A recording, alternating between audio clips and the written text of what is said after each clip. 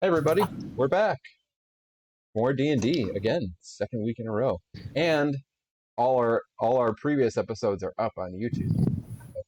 Woo! So I know everyone's all caught up on what's going on.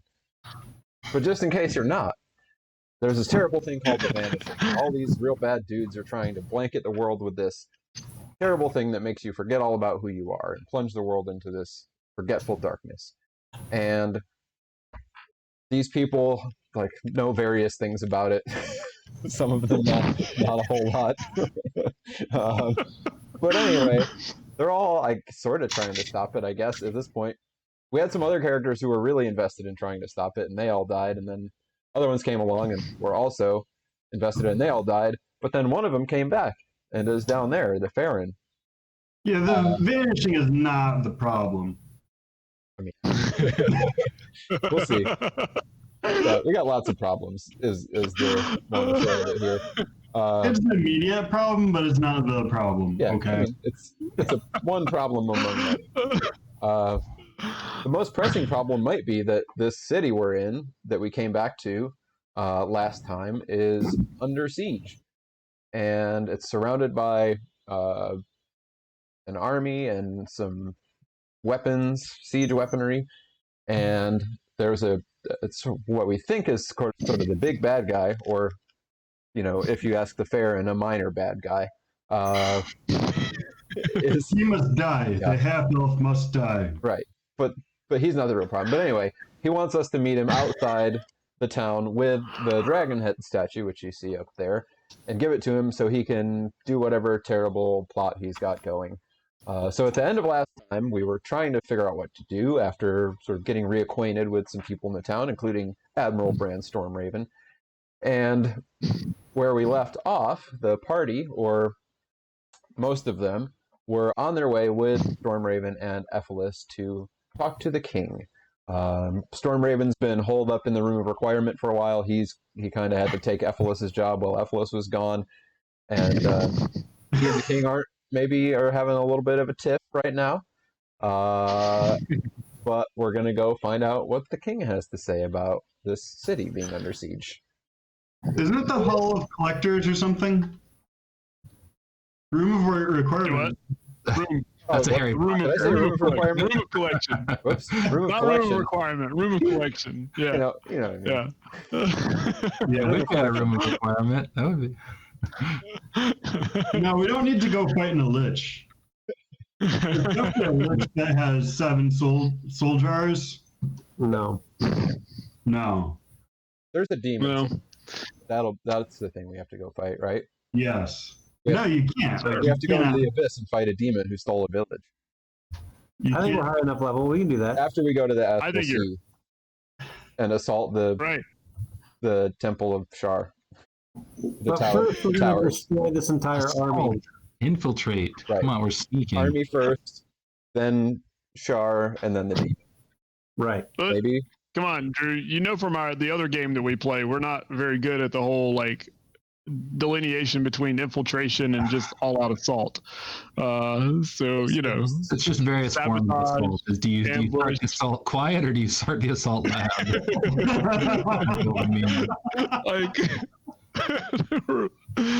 Yes. Yeah, it's not. I think that's true. But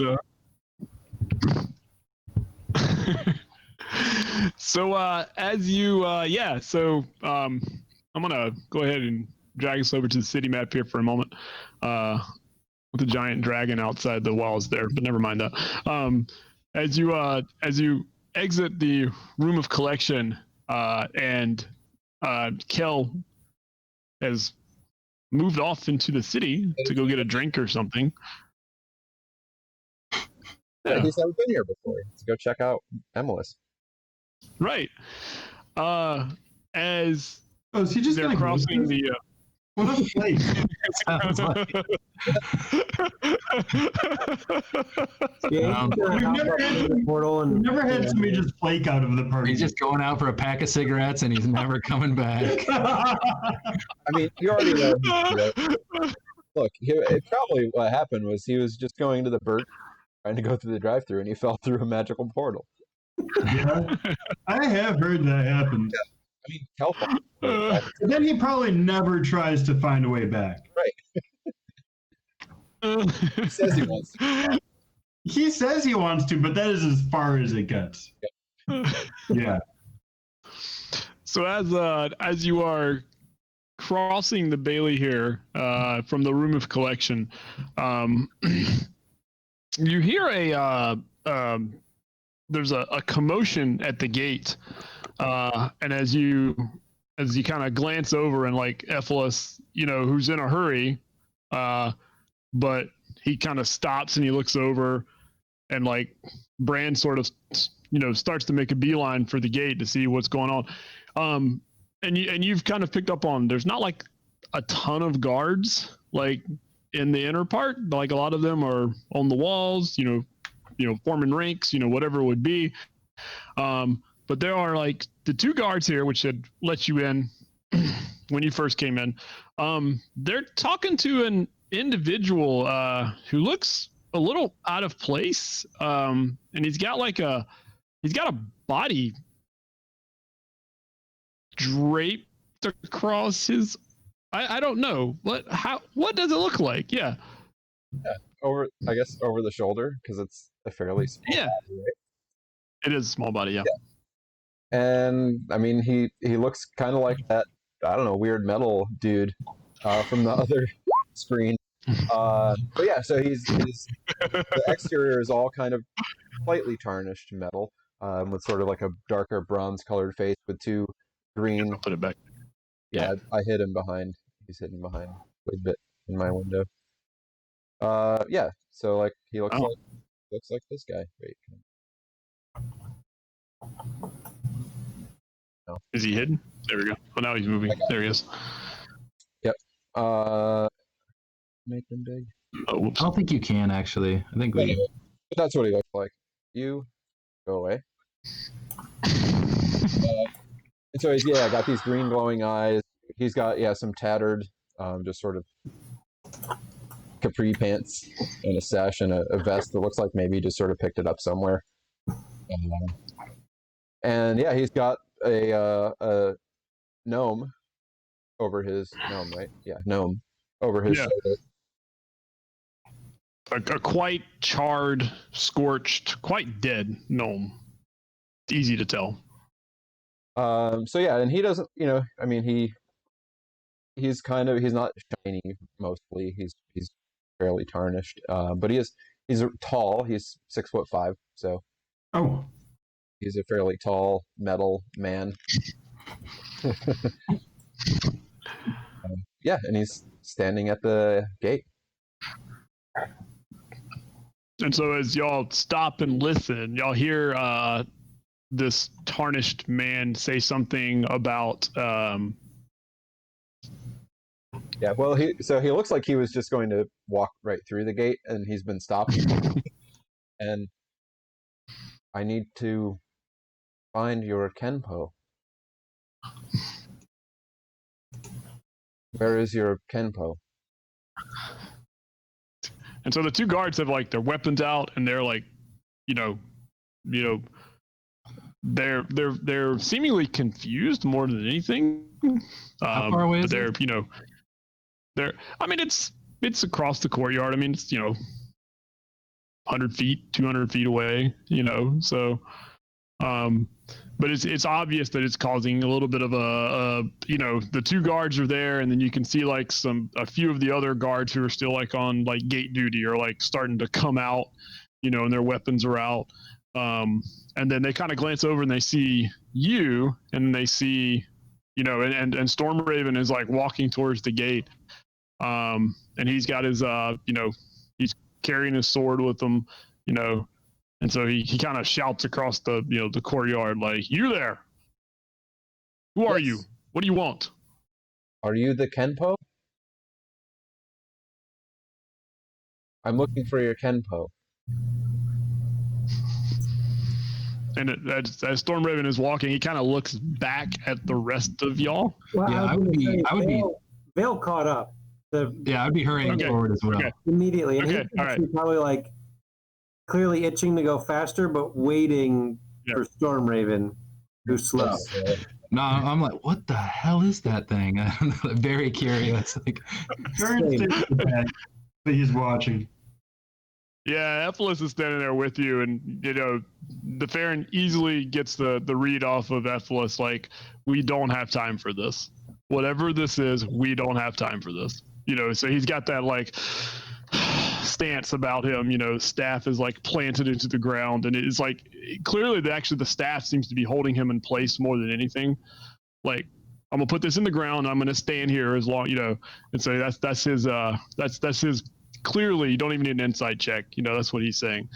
But as he says, Kenpo, Stormraven like looks back, and then he looks at the two of you walking with him, and he was like,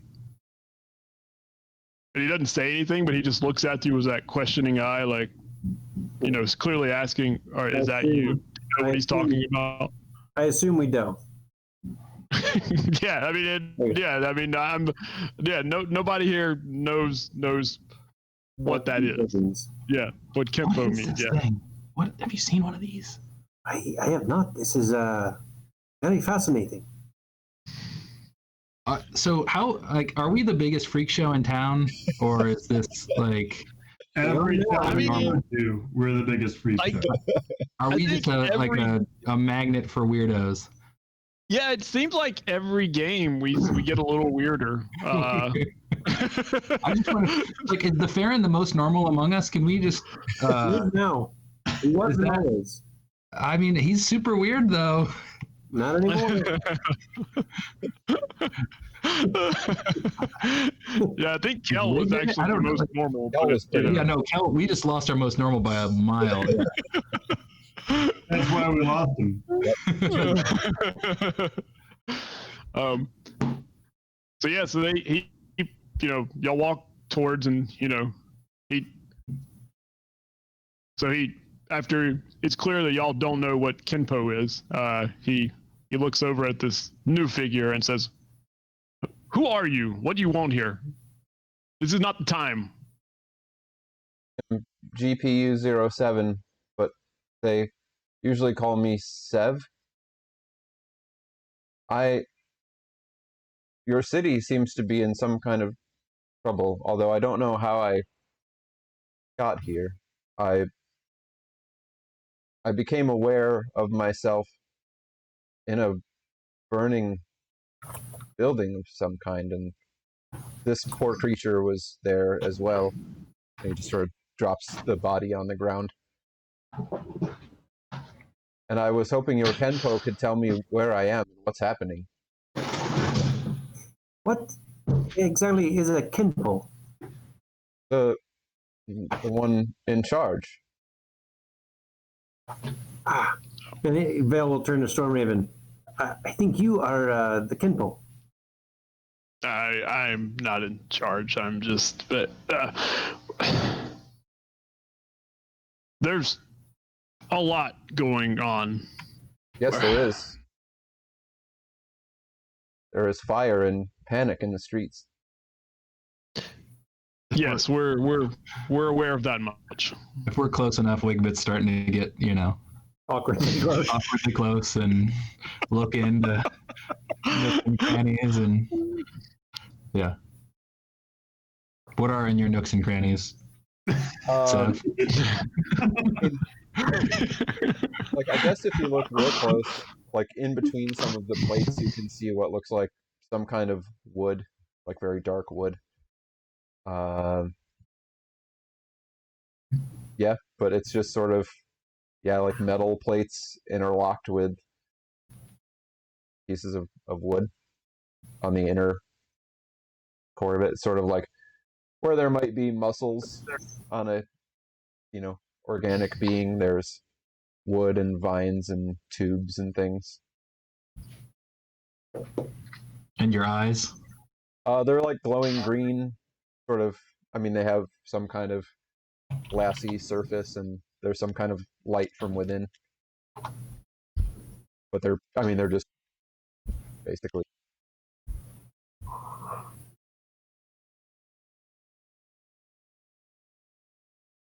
So where is this place? You are in a city called Emilis in Agkoran. Do not know these words. No, nor did I when I first came here, but it is not a bad place. Except a lot of it is on fire. Yes, we are working on that. Well, we aren't, but I'm sure they are.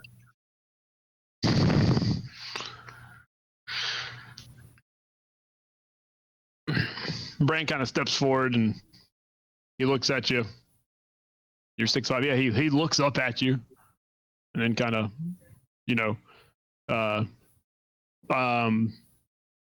you probably don't know what he's doing, Josh, Stev, but the rest of you can tell Bran's kind of sizing him up. Like he's kind of got that look of like, could I take him? Like, can I break him? Like that's kind of like his like will that make all our lives easier? But he's kind of. Do you have any weapons? No. Yeah. You dropped a body on the ground? Yeah, a little charred gnome. Yeah, I'll start looking at the charred gnome next. Where Yeah, are all he's your... like his whole part of the side of his face is completely burned away, and like all the way like halfway down his side is burned away. The other side of his his clothing is obviously tattered, and the charred, the singed edges of it. He certainly looked like a somebody and he's not wearing like any emblems or anything, but his clothing would suggest somebody who's a fairly a commoner, if you will. So no, there's just not like silk or anything like that he's wearing. But that's all you can recognize about him, know about him.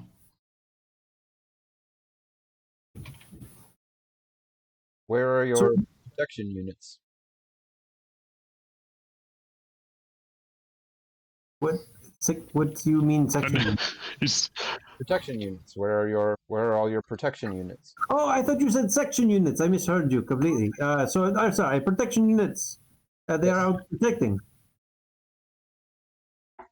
And like by now, about 10 guards have like come out, and they've sort of done that whole like we're surrounding you, but we're not really trying to surround you thing. But it's and so their hands are all on their weapons. They haven't drawn any weapons, but they're they got their hands on their weapons. And so when you say like protection units, a couple of them like look at each other like, I thought that's what we were, but they don't say anything. They're just like, I thought that was what we do. So yeah. So you do not recall where you are from or what has happened to you. I know where I am from, but I don't know how I came to be here. Where are you from? I'm from the monastery. Yes, the monastery. Yes. Which one, by the way? 'Cause there are actually quite many of them.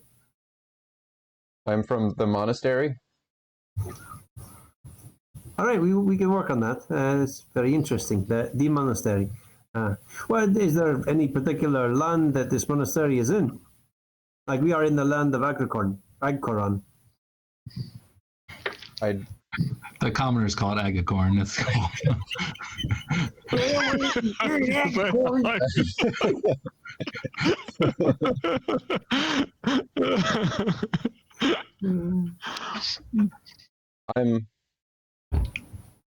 I am from the monastery. Where did you find this little guy? What's the story on him? In the building I woke up in, which was in flames for some reason. I don't know why I was shut down, or how, or when. Shut down? Yes, I usually am aware of what's happening around me, but I've been unaware for some time. I'm not sure how long. What do you look like under the armor? What? That is very fancy armor. Like Stormraven has very fancy armor, but your armor it almost looks like it fits you perfectly. I do not know this word armor. He'll tap Storm Raven's like pauldron armor. You know, like the things you wear on the outside to Oh, protect you. I don't wear that. And he'll poke you in the chest, not hard, but just poke you in the chest. That you are wearing armor. That is, I can tell. I just touched it. It is metal. No, I am metal. Right, but underneath that, Metal There's some sticks and stuff in there. and wood. Tubes. but what do you look like? You know, like I look like this, and then Wigbit here looks like that. Well, when you take the armor off, I look like I can't. I look like this. This is what I look like. I'm not sure what I look like. Wigbit, is this armor? No. He's made out of metal and wood. Oh, I wonder if maybe he has gotten vanished. Maybe there's a very tiny person inside. There's actually a gnome inside. Lift up his jacket a little bit and peek. Peek under the veil. Oh, armor is protection material. Yes, like Stormraven is wearing it. Admiral Stormraven. Long ago, I took some of that inside me. What does that mean? I have it inside me.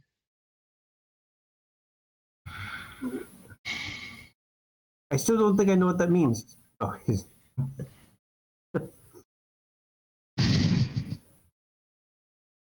Not right now. So Wigbit will search the gnome. There's like nothing of interest, or he said he's just common gnome. Just Yeah, he's got like a couple of like on his left side that wasn't burned away. There's like a couple of like tools like hanging from his belt. a tinkerer. Does he? Is he alive? Is he dead? He's real dead. super dead. Super dead. Oh, okay. The skull's exposed. Oh, okay. I missed that part. That kind of Dead. yeah. Oh, well, why do you bring him here? Is he too damaged? Oh, he is quite damaged. He is dead. Well then, Wigbit, I think the metal man Sev. I think Sev might be he might be vanished. Maybe he cannot remember. We cannot remember. I don't know. It sounds like it. says Bran. Sounds like you'll fit right in. Ah. Well, Sev, my name is Vel. It is a pleasure to meet you. yeah. And I'm Wigbit. And that back there is the Ferrin and Ephelis. Aaron, Ephelis, and the Kenpo. This is the Kenpo, yes. And these are the protection units. Why are your protection units here and not fighting the army? Bran, You need more protection Bran units. raised his hand and says, No. I'm not the Kenpo. We're about to go talk to the Kenpo. Oh, good.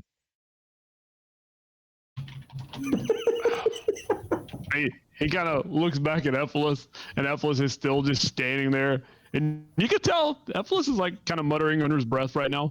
And he kind of turns back around and says, well, come on. You'll take me to your Kenpo. Can't stand here all night.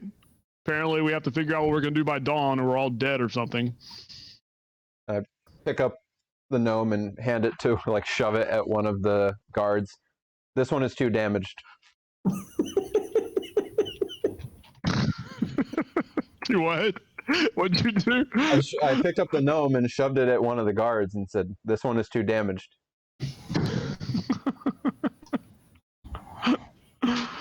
And they like the guard that was like, he's like, and he kind of takes it from you, takes him from you, and places him on the ground. Yes, we'll, and Bran just kind of turns around and, they'll take care of it.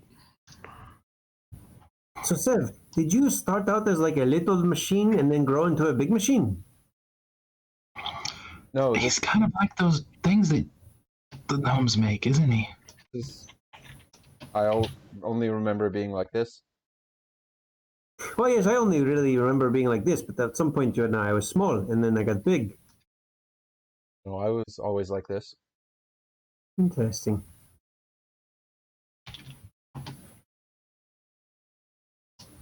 Why are your eyes green? They are. They are quite green, yes. Why? Suppose that's how I was made. Do you know who made you? Was it the gnomes? Yes, it was. Like much like that one, except not broken. Yeah.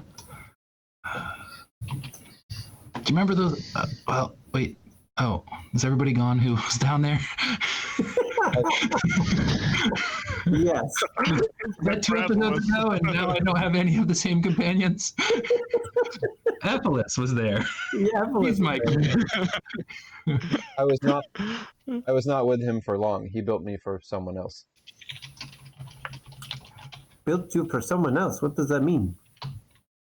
Yes, he built me, and then I went to the monastery and worked for the Kenpo. What did you do at the monastery? I'm a protection unit. Oh. So what happened to the monastery? Says Bran as y'all are walking back towards Ephesus and the Farron. I believe it no longer stands. So you weren't very good at your job then, is what you're saying. It's okay. There's a lot of that going around right now. And he looks back at the guards who are all standing looking at the gnome like, what do we do now? You know? Guarding a corpse. There were not enough of us. Yeah.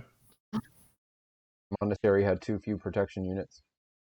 When you are attacked. Yes, By whom?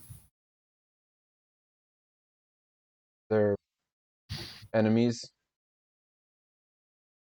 You're not very good with the specifics, are you? What specifics do you wish to know? What?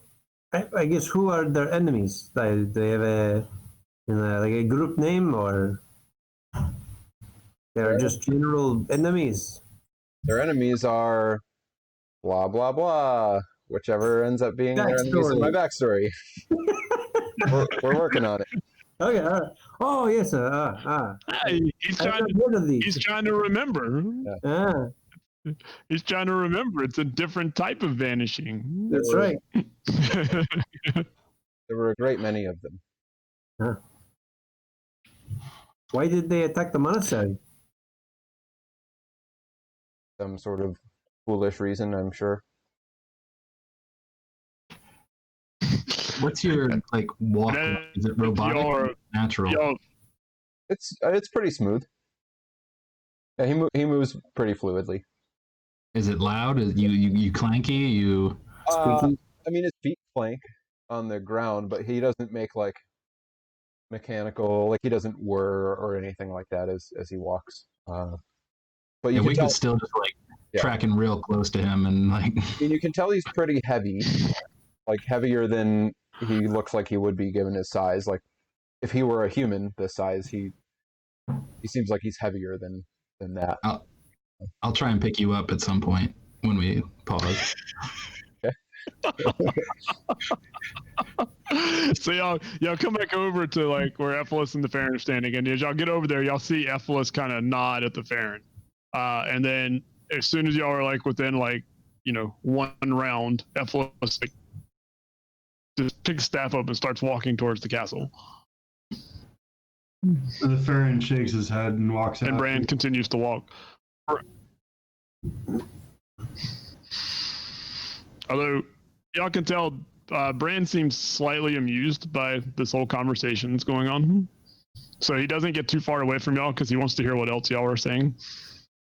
So he's kind of lagging with y'all in the back just because he wants to hear,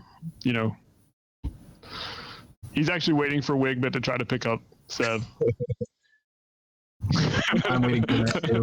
He just wants to see what. Waiting for us to do. But yeah, so you cross the outer bailey, and then you I guess I can you cross over, and then you get to like the I guess the keep proper, and there are again some kind of castle guards that are there, some keep guards, and they immediately like stand to attention when they see Ephesus, and they're like, Lord Ephesus, you have returned. And he kind of gives them the old like, I'm not interested in what you have to say, and he just keeps walking right through. And they're like, but, and so they're trying to do that, and then they see Bran kind of walk up. He just looks at him, and then they kind of do the old like, we're standing at attention now, and he just smiles and just keeps walking right through. So, your inside check can tell these two guards are like, well, we shouldn't be letting them. And then like this progression of people just walk in, and so they're like, okay, and it's a very odd progression of people. So yeah, but yeah.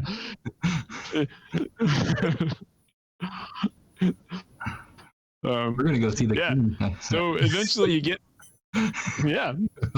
Eventually you get to. Wigbit said that to one of the guards. The king, yeah. Yeah. And he just kind of nods like, yeah, oh, okay, yeah. Yep. Circus is in town. None of my business. Yeah. But yeah, you get inside, and you go through great hallways, and occasionally you'll see a guard here or there, but they're they don't say anything to you. It's like midnight, so I mean there's not like a lot of people running about right now. But eventually, this is more for effect than anything, but oh no, this is for combat. I got excited Yeah, by we're this. fighting the king. Not for Seb, come on. I did all this work, but just for effect. I mean, I had fun making this. So I didn't make it. I had fun finding this, and then it was a good old time. Roll initiative. Actually, though, everybody make a perception roll. I want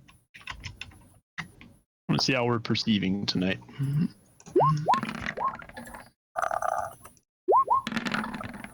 Tell us a new color of dye. Ooh. I'm different. Look at these perception rolls. Ooh. Okay. Yeah. So as you approach these two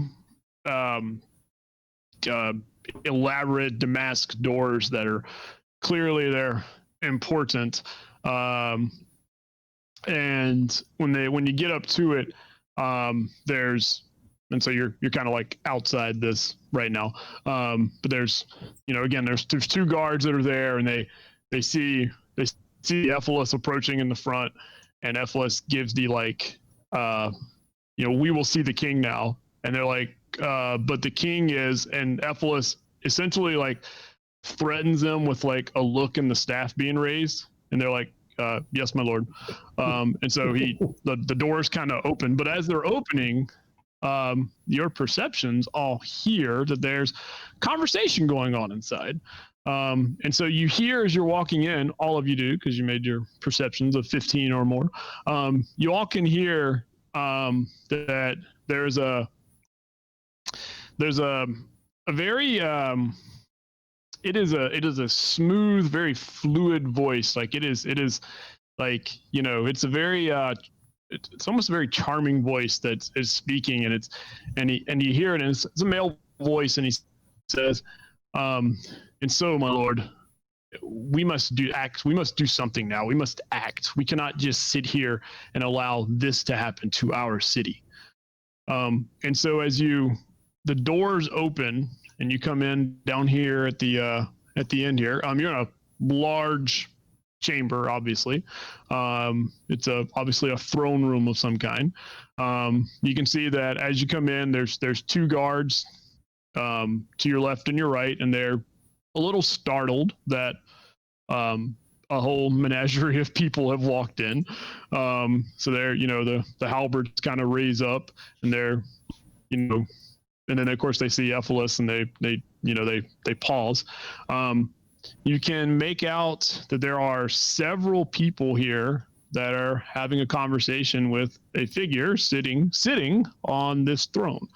And so the king is Celsus Fathrin, who he's not Theoden, so he's not like that kind of like, he's not like slumped over in the chair, like, but he's sitting there and he's a little slump shouldered. He's a little, he looks very weary. He looks older than you imagine that he is. You don't see Wormtongue standing beside him though, so you think it's probably okay.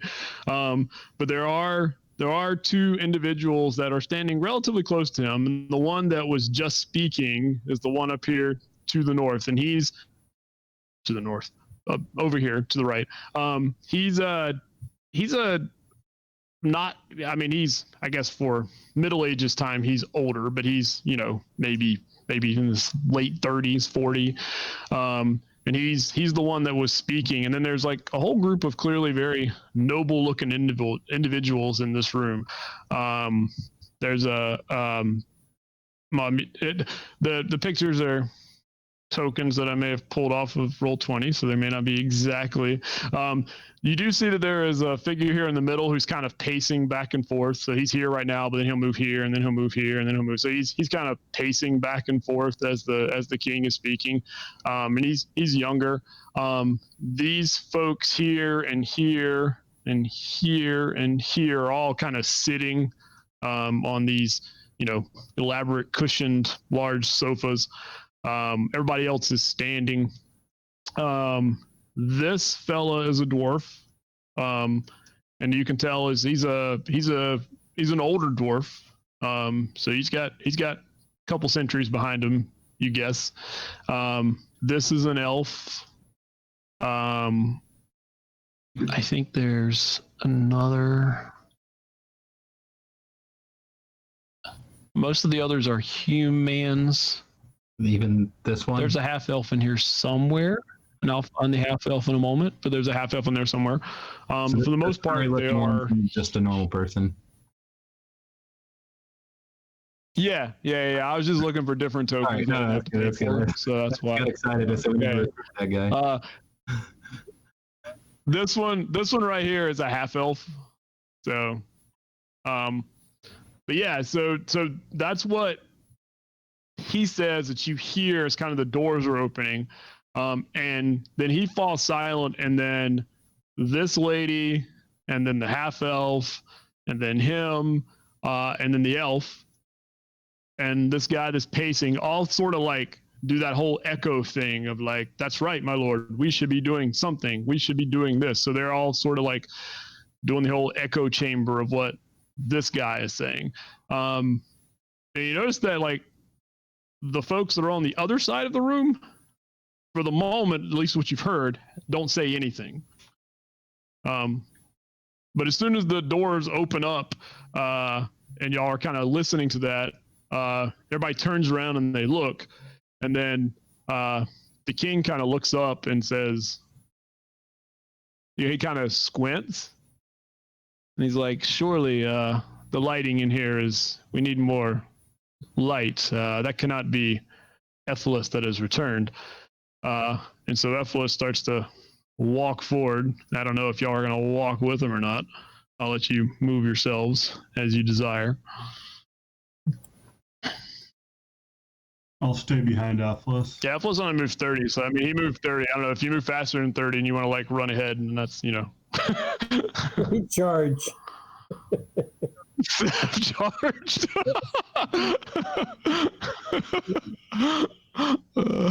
What is this gold? Is that inlay on the floor, or is that a little wall? It's on the floor. All right. To be honest, I don't know what it was when I pulled it from the thing I pulled it from, but I figured it's like good floor inlay that's there. Did Seb just like book it forward? So, Yeah. just, Are you the Kenpo? This the Kenpo? This is the Kenpo? Yeah, we'll keep up. So when you move past Ephesus and you've moved forward and you say, "Are you the Kenpo?" Everybody make a perception roll.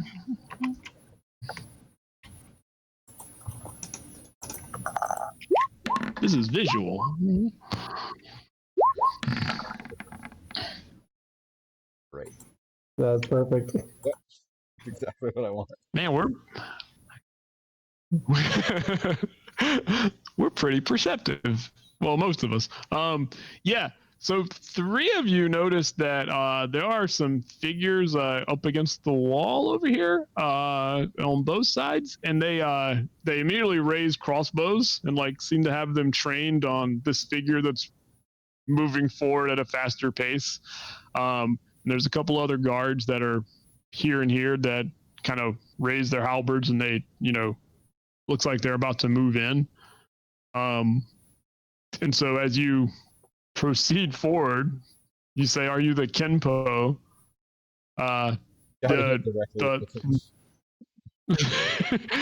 Many of the nobility in here all kind of they do the gasp that this has kind of occurred. The king doesn't make much of a reaction. The 2 fellows there is to the left and right. They both kind of have that squinty eye. They're more like a what? Like, what is this? And then when you say, "Are you the Kenpo?" and you don't get an immediate response, Ephesus says, from behind you, Sev, "Yes, that is the Kenpo." And then he says, "My lord, you are the Kenpo according to this creature that we met about 5 minutes ago."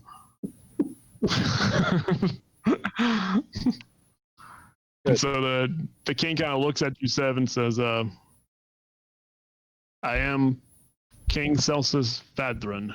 You are I am who?" Gnomish Protection Unit 07. That's what GPU is. I was wondering. You're not a robot from the future. All right. More my graphics process.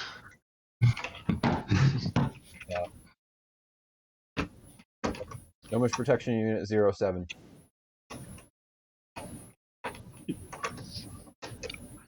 What is it that you want here? Well, where are your... At about that time, everybody make an insight check.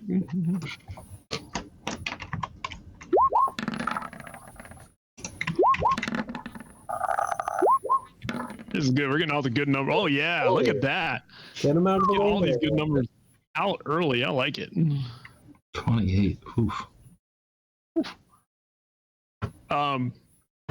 So everybody besides Wigbit, which I guess sort of makes sense, you notice that the guy that's down here, he sort of looks past where Sev and Bell are and kind of looks to the distance, and you see him give that, his eyes kind of scrunch up, and he's got that very disapproving look, but it's not for what y'all are saying. And as y'all turn back and you realize that Bran has kind of walked in, he sort of let y'all go ahead, and he sort of he didn't sneak in, but he kind of just strolled in, kind of real casual like. And so as soon as he sees Bran walk in, he immediately gets that look of, he should not be here. And there's a disapproving look from this fella right here. But the king says, "What is it that you want here, Gnomish Protection Unit 007?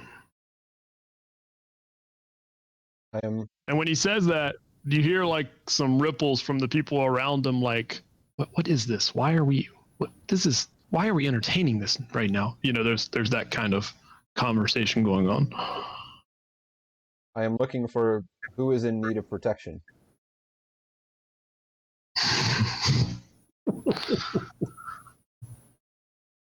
Well, I suppose we all are at this time.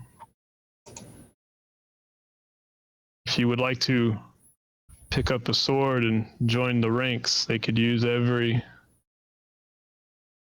soldier in the field. I have no need of weapons.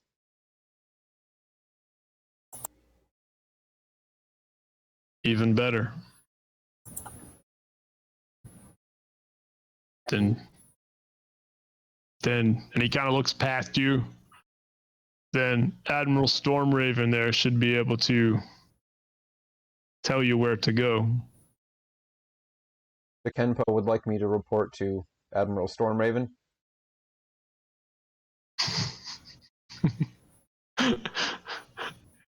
And he doesn't really say anything. He just kind of like, he almost sort of puts his head down a little bit. And then, and Bran, and so you hear Bran from behind you go, yeah, yes, my lord. I know exactly where he can serve. So I book it back over to Stormraven. So you're running and just like really loud, clanking up and down this. Clank. You don't have rockets, right? You just making sure. You're just running. The Kenpo has asked me to report to you, Admiral Stormraven. I don't know, Admiral Grand Stormraven. Who else is coming? Bill said Admiral. Okay. Admiral Stormraven. He's clearly the Admiral. Right. Bran says, great. Why don't we, yeah, watch my back, okay? Of course.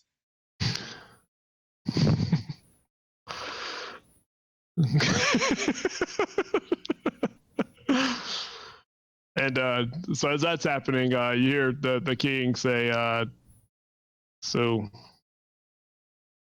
Lord Ephesus, you have, and when he says Lord Ephesus, he stops and says, my apologies. Ephesus, you have returned to us at this time. It is surprising, to say the least. And Ephesus kind of keeps walking forward. And you can detect that some of the nobles are looking at Ephesus, and there's definitely some sneers going on as he's walking by. There's some other looks at him. There's some neutral looks as well. Some of them, their body language, you can tell, is their surprise. But he walks forward and he says, and he gives kind of like a little bit of a half bow as he gets within, 30 feet or so. He does kind of a very formal, sort of perfunctory bow, but gives it and says, my Lord Fatherin, I hope that all is not completely lost at this point. These kind of turns around and looks, and then he looks at Wigbit. There's a cow.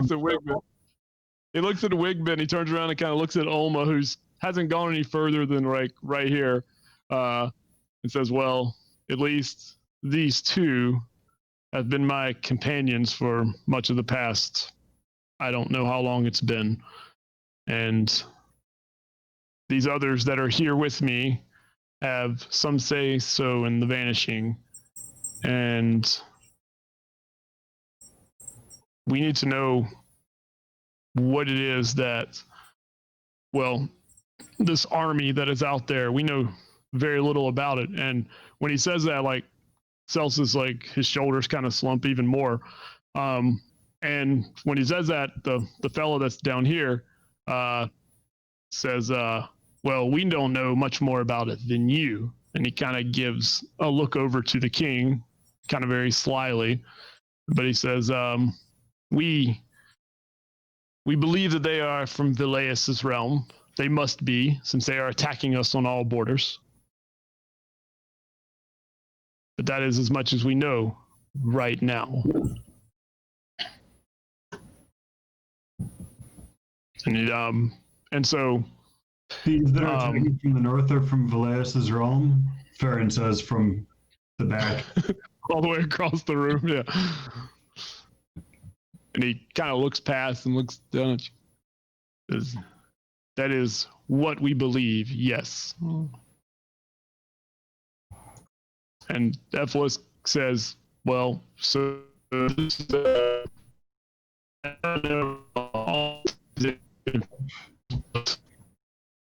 is, Uh-oh. there's a lot going on here. We've lost him. You lost me? You're cutting Sounds out. like when he talks, or do you sound like a normal person, or do you sound like that? I don't sound like that. I'm a little like less. I inflect a little less, and there's something slightly synthetic about my voice. Like it's not fully human sounding, but it's not like that. that unit is on the prince. We the last thing I heard was, and he says, Yeah. Oh, then we missed am I what back he said. now?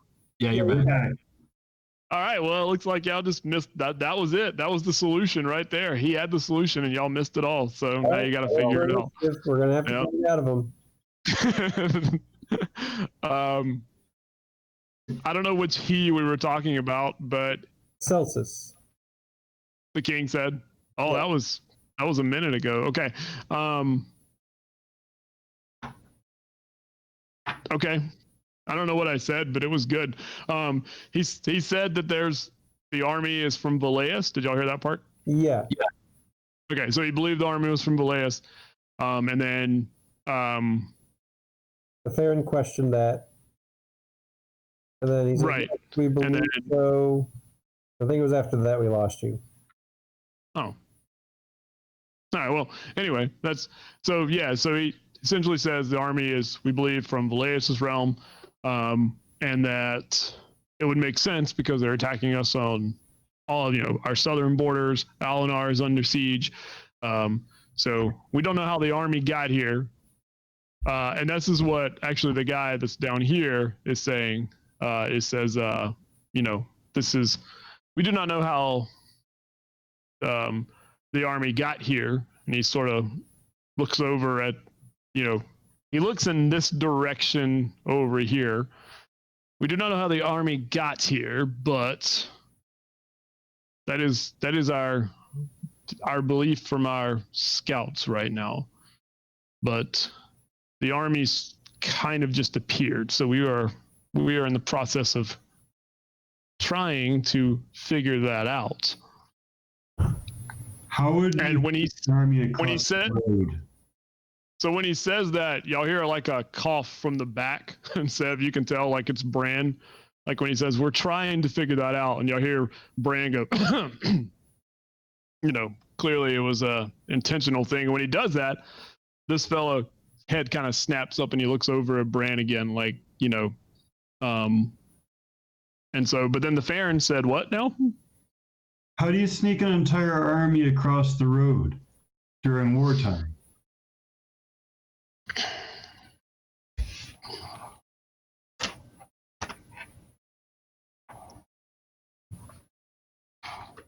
And there's like a silence.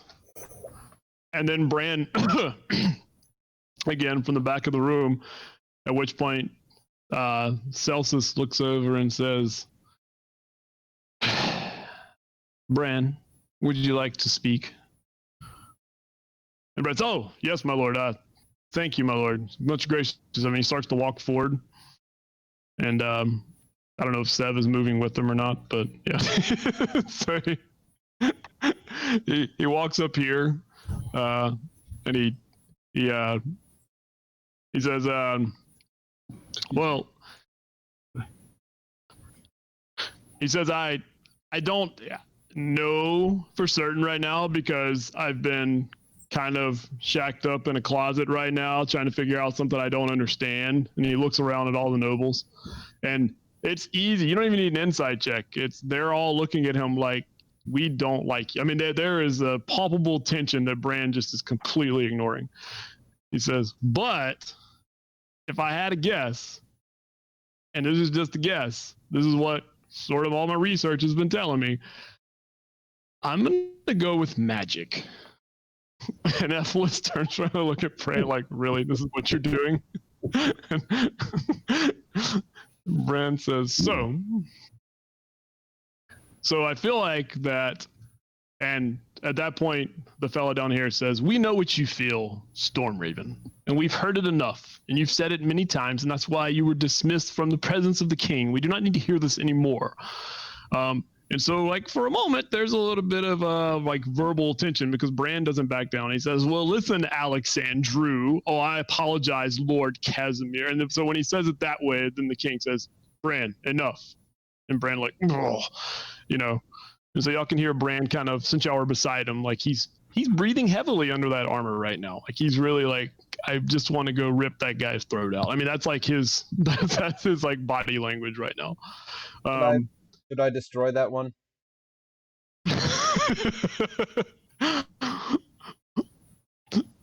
And Bran, like, he looks at you and he's about to shake his head, and Ephesus goes, no, Sev, we're not destroying anyone in this room. And he looks at Bran, and Bran just kind of puts his head down, like, yeah, okay, fine. And then Bran looks at you, Sev, and goes, not right now, Sev. Very well. On the plus side, I really like having a murder bot on my side. Pardon me, if I may, yes, sir, ma'am, yeah, Your Highness, King, Lord, I am Wigbit. Okay, so when you step up, like the elven woman right here immediately steps back. Like you get within 5 feet of her, and she's like, "Whoa, wait now! What is this frog man doing in our presence?" Like she just steps back. So yeah, I mean, I kind of will try and like awkwardly acknowledge them and like be proper and like I'll like curtsy or something. A Wigbit curtsy. Right. My name is Wigbit of the swamp. Did you perhaps notice the elf who dropped the giant brain in the middle of the city? Have you had any other interaction with him, sir, Your Highness? And he looks at you for a moment. He says, we've had reports. You are Wigbit? Yes. Mr. Admiral Stormraven said magic. Well, he would probably be the magic, the source of the magic if we could figure that out. Just a thought. I'll kind of get back in a little bit. Yes, that would be something for somebody to figure out. And it's not the king speaking, it's the fellow that's to the right of him that's speaking.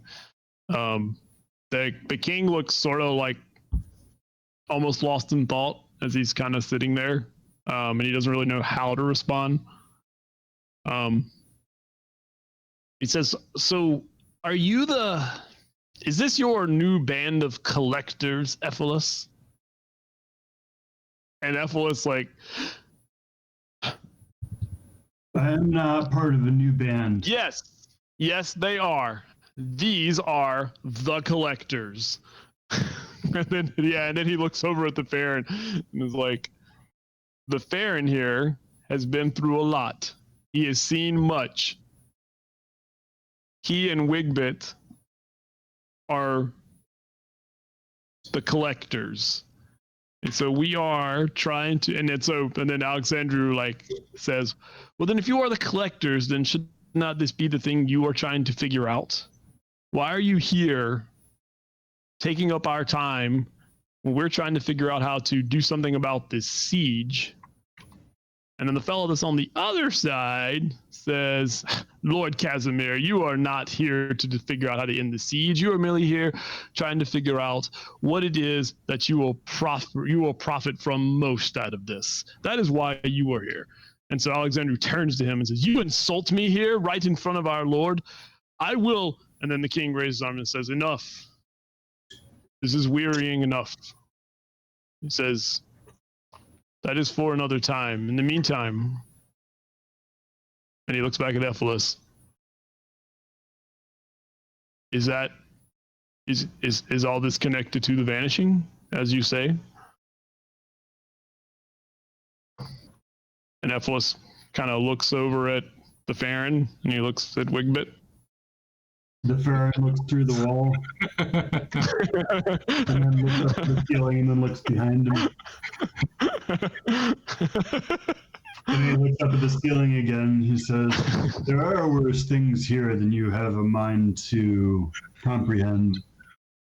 I could not spend time explaining it to you, so hear me. This is no time for discourse.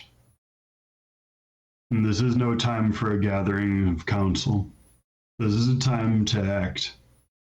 I have spent much time waiting and thinking and learning to get to here, and I've been rejected by death. And that's brought me here. The army to your north is not of Elias, it is of the Vanishing. It's an army of Shar.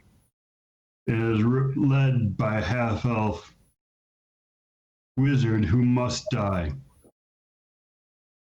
The time you spend here pretending an enemy that doesn't exist, while the one that does is at your door, is the time that's going to cause you to die, and you will not be rejected by death, and your soul will burn in the abyss. And there are worse things than living in a city under siege. I have seen this. Waiting for the I have spoken. Continue your argument if you must, but it's wasted here. And it's wasted on this city. And there's a palpable from many of the nobles when you mention the abyss and burning in the abyss, and you're wasting your time talking about things, and because they're nobles, because they spend a lot of time talking about things. Yeah, so there's You're used to talking about things. yeah, so there's a whole lot of when you say those things, and then there's a silence after you speak. And so Ephialus then takes a moment. He says, "This is our going theory, at least. But we have some pretty good evidence that we may be on the right track with this. But, my Lord Fathrin, the Farron does speak of one thing that is unequivocally true, that this half-elf, he's the same one that attacked me in these castle grounds, so I don't know how long ago it was, because I have no sense of time right now, but it's been a while, and he is powerful, and he seems to have targeted our city because he wants what we have." And he pulls out the dragon head statue. He says, "For whatever reason, he wants this." And the king kind of raises up a little bit, and he looks at it, and he says, "It's a statue." And he says, "Yes, my lord, it is a statue, but it is what he desires. We believe it is the it that Admiral Stormraven and I spoke about whenever this all began."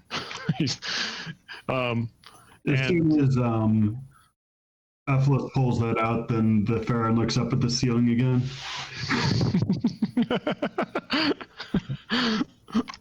Yeah, I do notice the Farron, if you're not aware of this yet, does look up at the ceiling a lot. And when you were outside, he looked up at the sky a lot.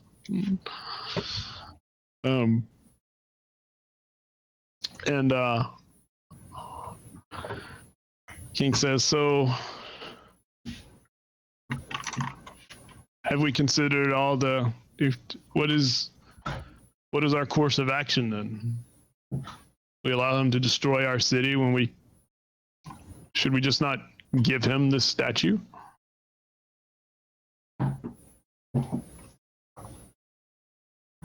I think that would be the worst idea. Yeah, Your Highness. My apologies. That the prophecy seems to, yeah, that really, that's how we lose. And the world forgets. There's some hushed murmuring around you. And then this fellow right here, Hignorn is his name, Lord Hignorn. He's probably the youngest one in here, the youngest of the nobles in here. I don't know. He may not be younger than, I don't know how old you are, but he's probably the youngest noble in here. Says, what do you mean? What do you mean? The world forgets. We give him a statue. I have plenty of statues. We'll just give him. What is this you speak of? Well, it's the That statue the way that Celsus is just a man.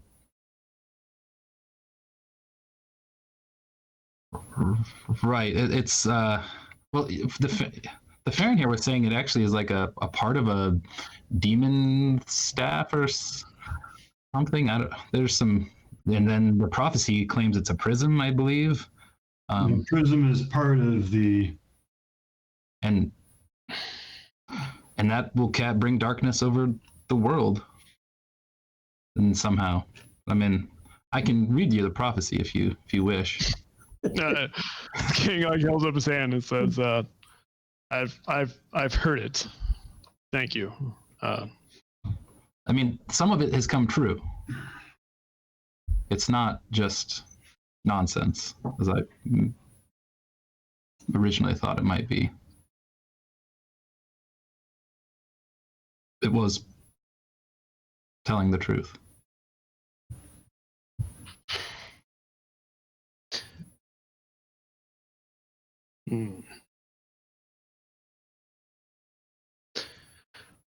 The king kind of puts his hand here, and then the noble Alexandru down here says, "Well, then what is it that you suggest we do, Lord Ephelus and his band of collectors? Those who will save our kingdom from ruin of Shar. What is it that you suggest we do? We should not give up the statue. We should allow the statue to not be taken, but therefore we should allow our city to be destroyed by this army of Shar. Is this what you suggest? You may think that we just stand here and blabber like fools, but our talk here is we're trying to figure out solutions, and so far you've only brought us more problems." that is so. One solution would be to not let the city fall and not give them the statue. How do we get out there? We can't. Everybody make an insight check when the Farron says that.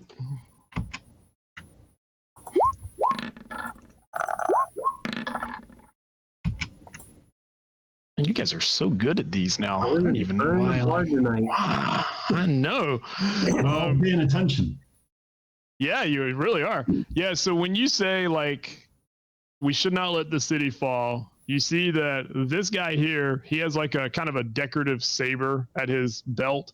And when you say that, his hand drops down to the saber hilt, and he's got the death grip on the saber hilt, and his hand is white. And he's, he doesn't have any other facial expression, but when you say we cannot let the city fall, it's clear that that was the furthest thing from his mind when you said that. And then you said it, and now he drops it down and he's no, we're not going to let our city fall. You also notice with your insight checks that there's, again, you get that kind of murmur coming from around you from the nobles, and a lot of what they're saying is well, no, of course not. We would never let our city, we will protect we will fight, blah, blah. The fella that's up here, he when you say that, he kind of like throws, because he's wearing like a long flowing cloak, and he kind of throws his cloak back and he puts kind of one hand on his hip, and he's sort of standing there like, you can't really tell what his body language is, but his body language is a little more aggressive, I guess. Sort of does like the one leg out and the chest kind of puffed up a little bit. So there was, yeah. But then the Farron continues to speak, and they kind of just stand there and they look at him, as he's speaking. And the king kind of is, he's just sitting there as you're speaking, and he doesn't have any reaction to what you're saying. He's just kind of rubbing his forehead. Some may be revealed tomorrow. The half elf made demands that we bring him the statue, and if we don't, we may learn what happened to this army. That means that tonight, if there's a way to ambush parts of the army to ruin their ability to attack the city, we don't need to defeat the army, we just need to make it so it can't attack the city.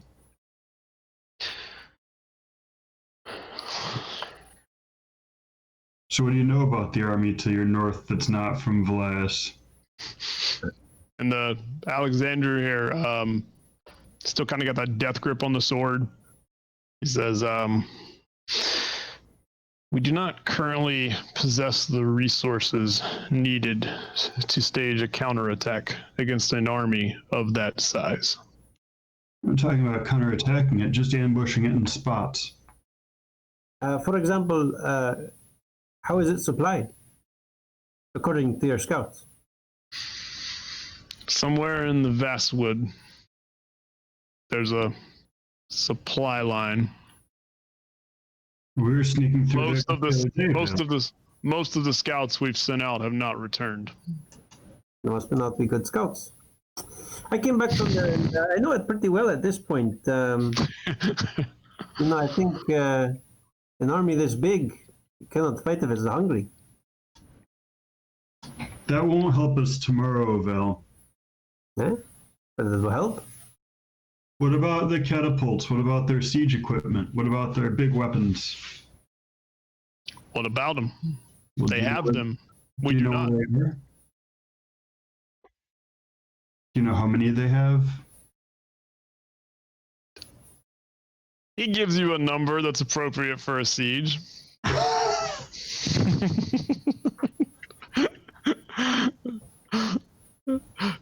And that's what he says. He does say they're all positioned along the north side right now. But this is why the siege is not fully commenced yet. It is a siege that will gradually, and like at that point, like Bran steps and says, well, Lord Alexander, if you will. Oh, I apologize, Lord Casimir. I know. If I may, yes, that is, you are correct, because you are a student of the martial arts. But I don't think that this siege is playing out the same way as most sieges do.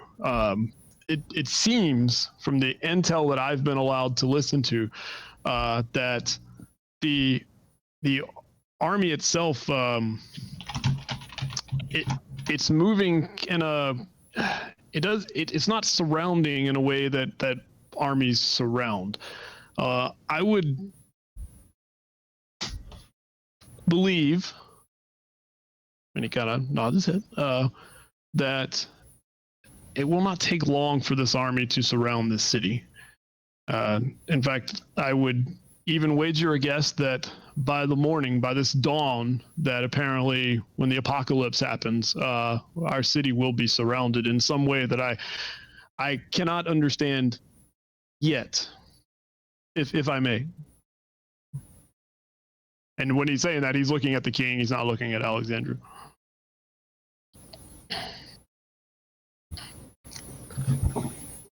And so Celsus says, so you, Admiral, you are suggesting that whatever is going to occur a few hours from now has to do with both this half-elf and this army. And Brand's sort of like, I mean, that's sort of what we've been led to believe. And Ephesus steps forward again and says, huh? And the statue. Yeah, and Ephesus steps forward and says, yes, that is exactly what we are saying. And so whatever we're going to do, and Ephesus he looks at the statue and he puts it away and he says, the problem is we don't know why the statue is important. They say it could be a prism, it could be this staff. It is the staff. Is it? Because it looks like a statue to me. He's got you there. It's a portion of the staff. He wouldn't want it if it wasn't the staff.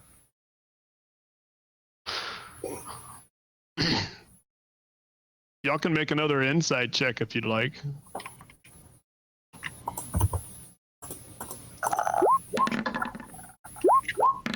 $26.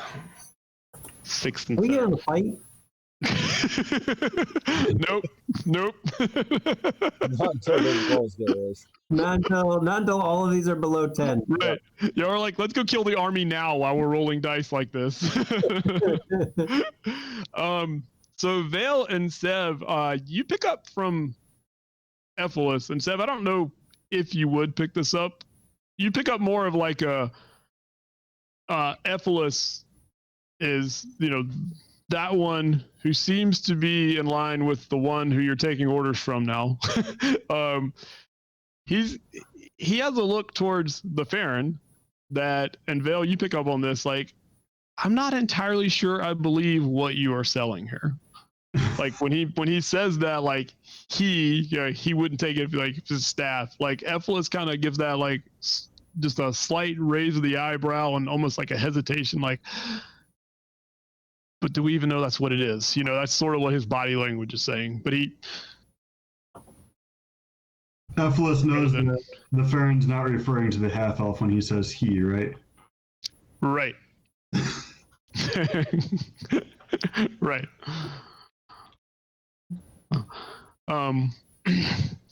So King says, so again, we have a lot of questions and a lot of problems here. What is it that everyone is suggesting? Half of you in the room, and he looks towards the left side, his left side, are suggesting that we act. And the other half of you are suggesting that we act, but you don't tell me how we're supposed to act. And then you that walk in say, we have to attack an army and not give up the statue, even though it is the thing that's going to save my city. That will not save your city. You've given me no evidence that suggests it would or would not. When did the army arrive? Y'all know from talking that the army arrived essentially the night before the last night is when the first shots were fired. And the statue arrived tonight. Did they? It doesn't seem that the army is only about the statue. In my opinion.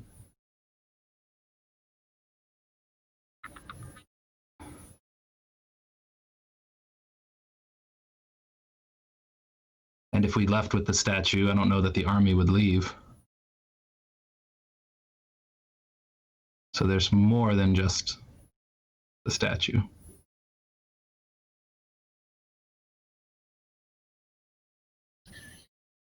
But this is not. But I don't. And the king is struggling to really put a sentence together. And so the fellow up here, he sort of steps down and he says, so what some of you are saying is that the statue belongs to, or this half-elf wants the statue, and that if he has the statue, then our city will not be destroyed. But then some of you are saying that if he does have the statue, our city will then still be destroyed. Yes. Am I saying this correctly? So then then some of you are saying this is an army of Shar. But if this were an army of Shar, and Shar wants the statue so badly, then why wouldn't the army go away if it belonged to Shar? You may not be versed in this, but sometimes people lie. Right. I understand people lie. And he looks at all of you, and you don't need an insight check to realize he might be saying that about you right now. Yes, I realize people lie. But so far, the evidence you have presented is all speculative, and you speak of things that none of us here can fathom. Do you have anything to help us out? Have you presented anything that helps us out besides more problems, Frogman? Wigbit. So, yes, but you realize that it's incomplete, I am sure. And if It you is had, incomplete. it would help perhaps complete it, but it seems you may have nothing. What is incomplete? This prophecy you speak of? Yeah, the evidence of what's going on. We have some but little understanding, more than you seem to have. Do you? Because all I've heard so far is a bunch of theories that present nothing in the way that can help us end this siege. And so the king goes, Lord Ekagon, that's enough. That's enough. We're not getting anywhere with this. And so Lord Ekagon here kind of steps back. And again, you don't need an insight check. He doesn't really think much of at least some of you as he steps away. But the king says, so what are our solutions? What are our, how do we plan on doing, what are we going to do? I have provided my solution. The Varen is right, would not make the army go away overnight, but hungry armies do not fight. This is so. We need to thwart them first. I mean, you have walls. I mean, this is, you have people. Can this not thwart them? You have Evelis. It's quite powerful. Evelis looks over at you and just like raises his hand like, no, stop. Stop. But if they use magic to get here, what prevents them from continuing to... Perhaps that is where their magic is, that is their supply line. You stop the magic users, there is no more magic. So Bran looks over at Vale and says, so Vale, you are volunteering to lead a strike force against the supply lines in the Vastwood? Oh, sure, that would be easy. You have people who are quiet enough and fast enough. I mean, no, but I'm sure we can find some. Are you volunteering to lead a sortie against the Vastwood?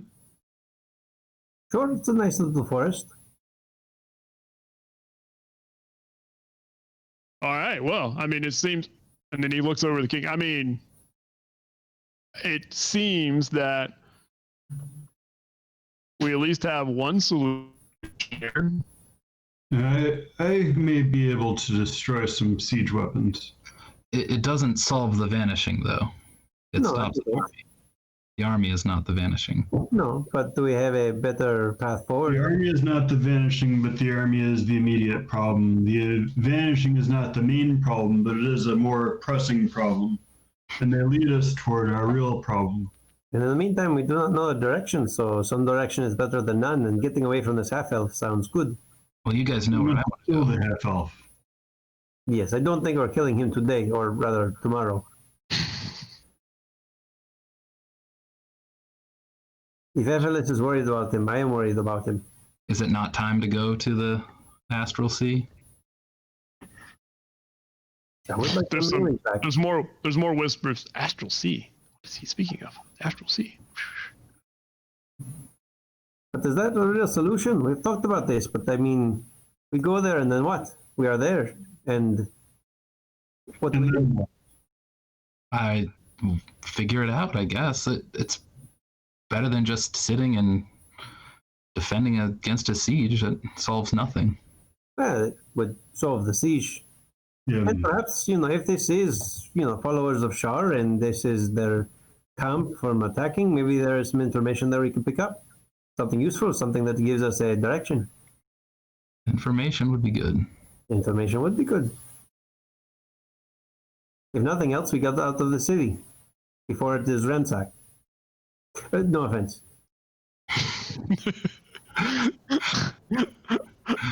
More murmurs.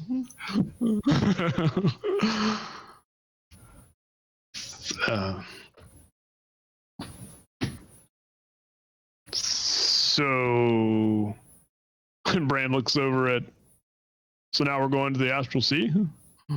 I mean, y'all are going to the Astral Sea. I assume you can't spare some of your army to join us. Like just half, right? That's fine. Gives me the small. It's 200 best. Alexandru says, no, there are no additional troops available to spare for your jaunt into the Astral Sea. Would have been helpful. Just add it to your list of disappointments. Perhaps before we go there, we could gather the information it seems we all seek, some answers about this army.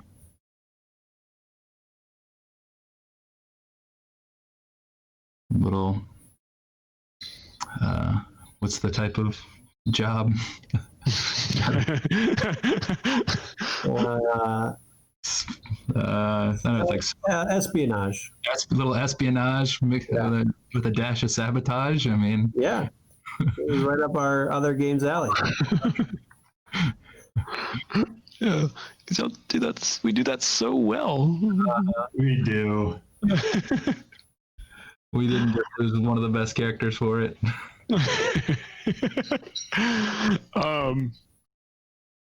The lady over here says, "My lord, if we hold this city until the rest of our help arrives, the covenant will surely be supported." And Celsus sort of gives a nod, and then Ephelis steps forward and says, listen. And he looks over at Wigbit. Yeah, I'm real curious. What are we talking about? When he speaks of prophecy and things like that, we all had some visions. And when he says that, there's like an audible moan coming from several, oh God.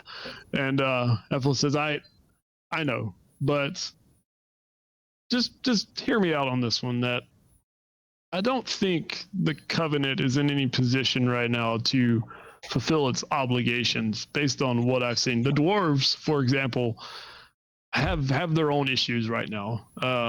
They're at war with an entirely different type of enemy that, and he looks at Wigbit and Oma. Well, they can tell you. The rest that were with us have fallen, and we won't speak on that, but do what? Or left. Yeah, they stayed behind to fight. Yep.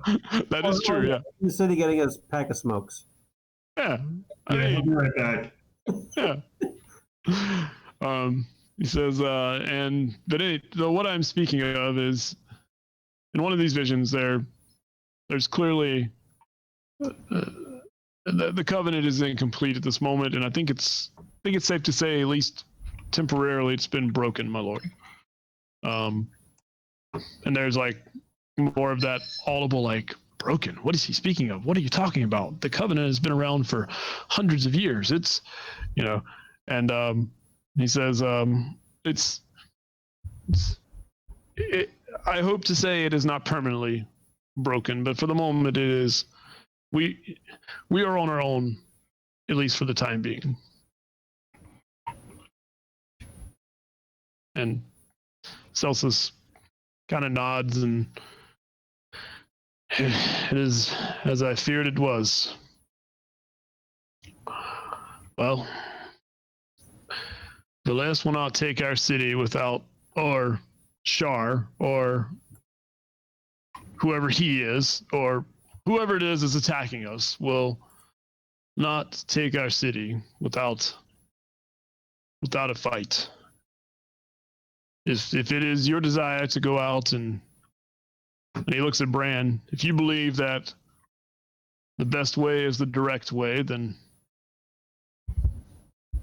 I suppose you have always had a mind for such matters. And when he says that, you can see Alexandru at his side, like his shoulders slump a little bit, and he's like, and you hear like a,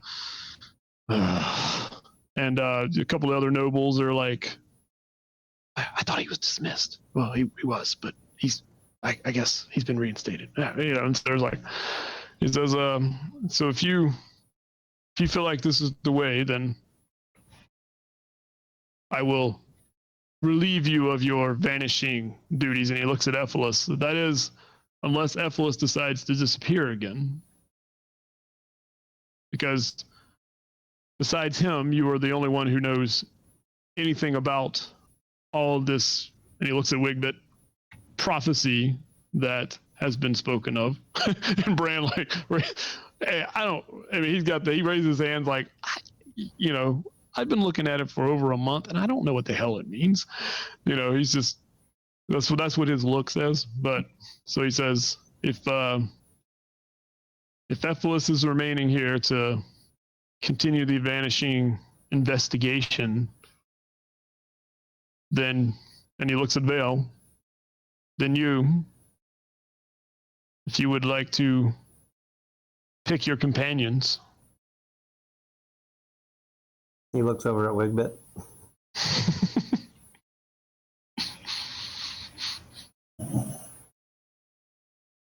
Is something? Information.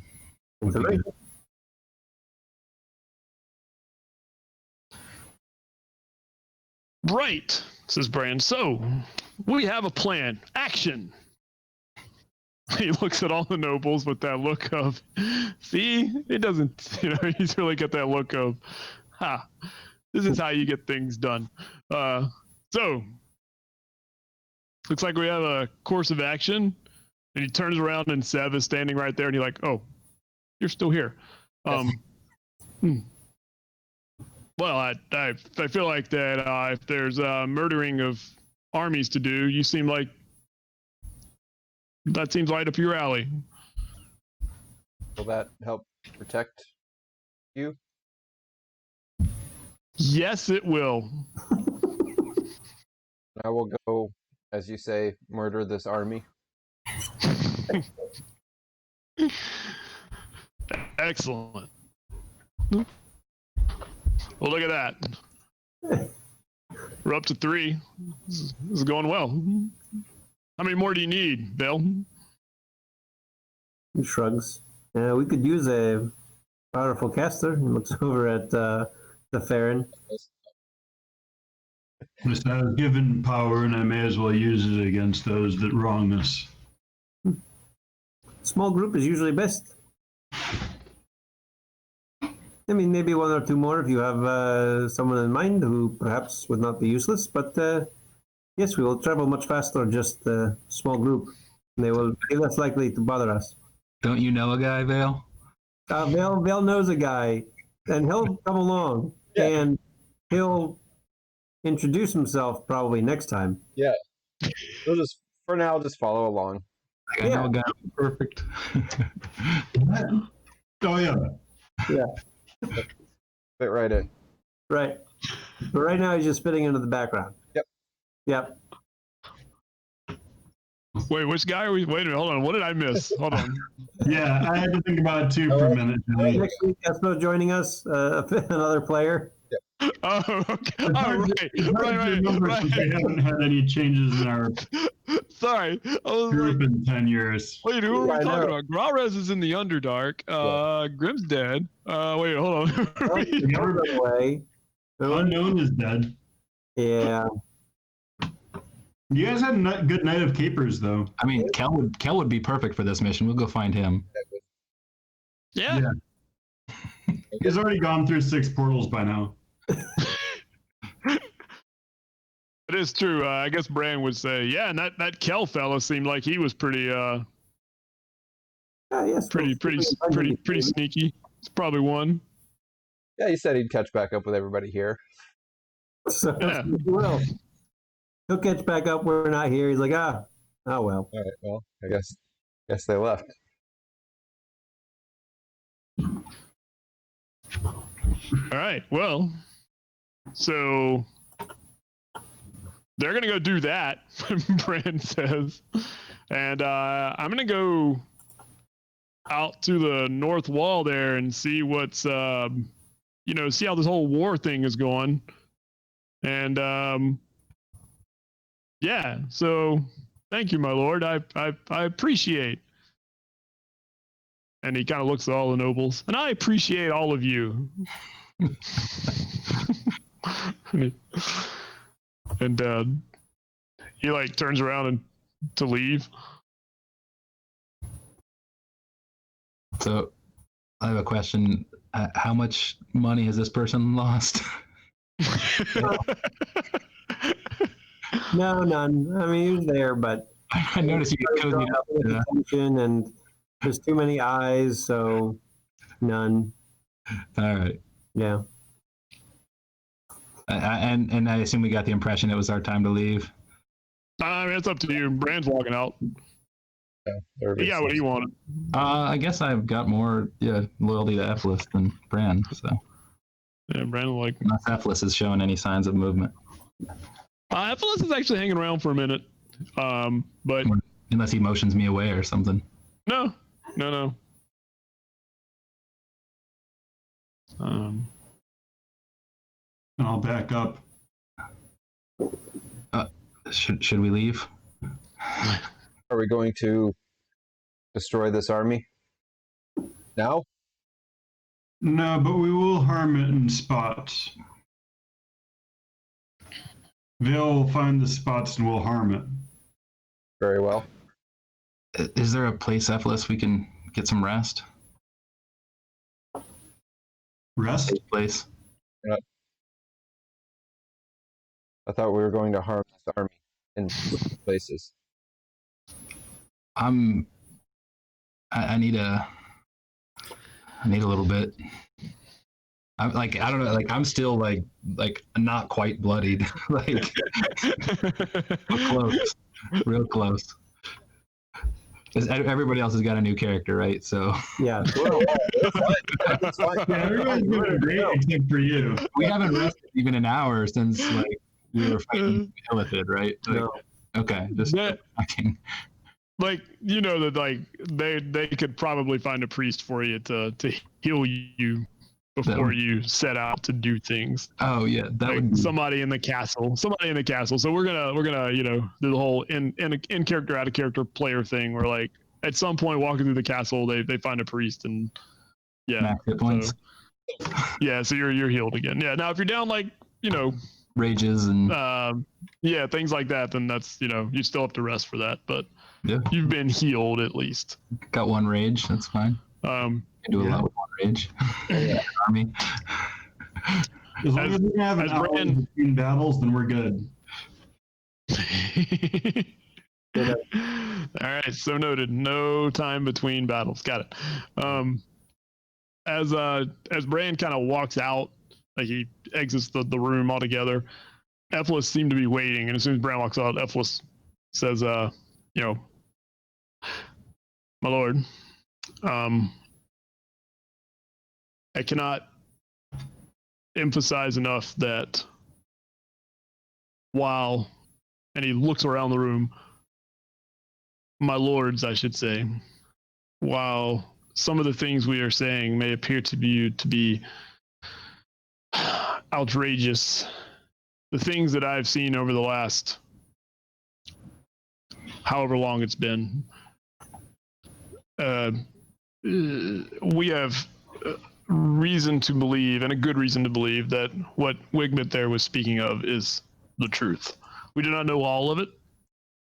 And he looks at the Farron again, but I believe that we have some idea, and if this Dragonhead statue were to fall into the wrong hands, we all believe that it could be disastrous for, well, not just for our city, for the whole land, for everyone. And I know you have an obligation to your city and your kingdom, but we cannot allow this to happen. I also need time to figure out why it's so important. Wigmit's theories are very good theories, but until we actually know, they're just theories.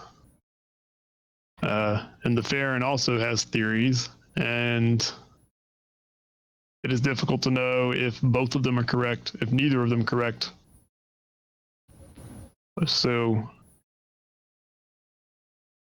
I would strongly encourage everyone here to put stock into what these individuals are saying, and maybe try to come to a common agreement in this room over what our next course of action should be. When he says that, the two guys that are to the king's left and right both look at each other, and it's pretty clear that they're going to have a really hard time coming to a consensus on anything. But he kind of, Ephelis bows his head and says, in the meantime, I return to the room of collection where I hope I can figure something out in the next few hours. With that, he turns around and starts to leave. And as he's walking away, everybody make a perception roll, depending on where you are.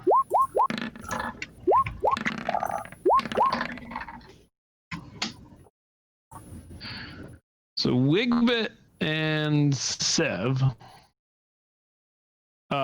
you hear as Ephelis walks away, there's quite a bit of hushed murmuring of, essentially they're saying, has that one flown the coop? Is he, he's always been an odd one. Did his travels take him somewhere that he hasn't really fully returned? Maybe the vanishing has struck him, so there's there's some, and essentially there's, you get the impression from hearing that they've always maybe have held some kind of opinion about Ephelis, and now they're maybe using this as more of a justification for having that opinion. I would shoot back a menacing look at if I hear anything specific, because okay, yeah. He just said my theory is good, and I just have he just earned my respect and adoration. I am fiercely loyal now to Ephelis. I mean, you're the party leader, man, so I'll clench fists and I'll maybe hiss at somebody. Oh yeah, and they kind of the closest ones do the. If I do hear anything specifically from someone. Is that a frozen face? That's a good one. Yep.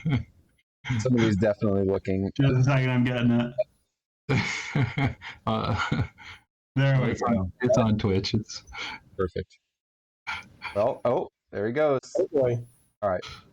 no. We all walk out of the room and We destroy the army.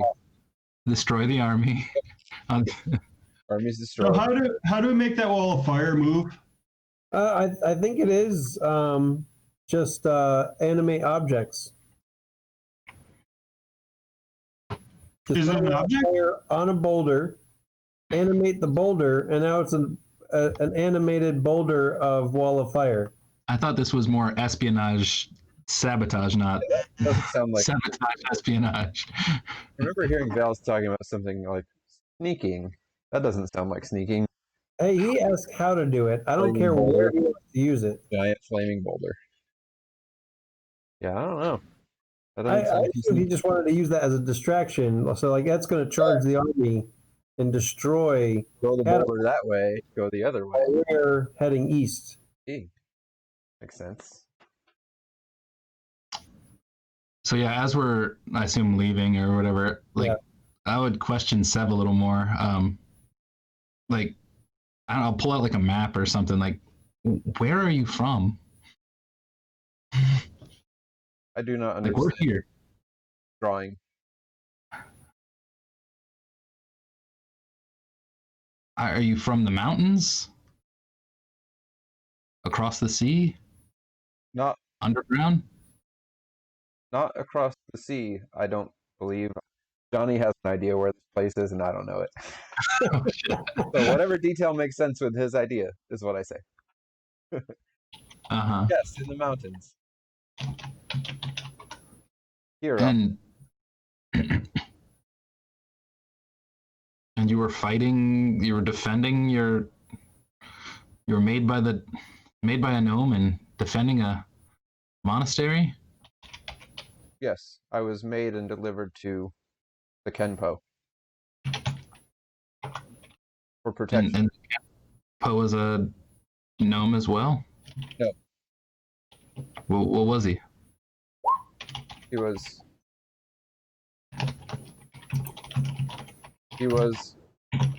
like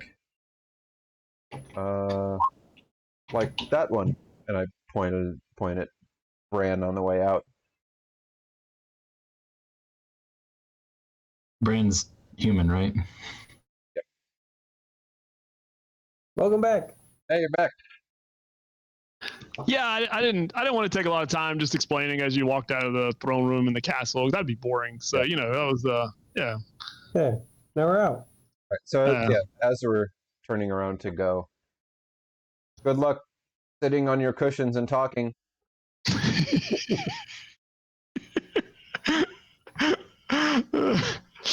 There's like more whispers of like, told you F was had flown the coop. Look at that guy, He is, yeah, king of the, yeah. We definitely have full approval. King of the weirdos.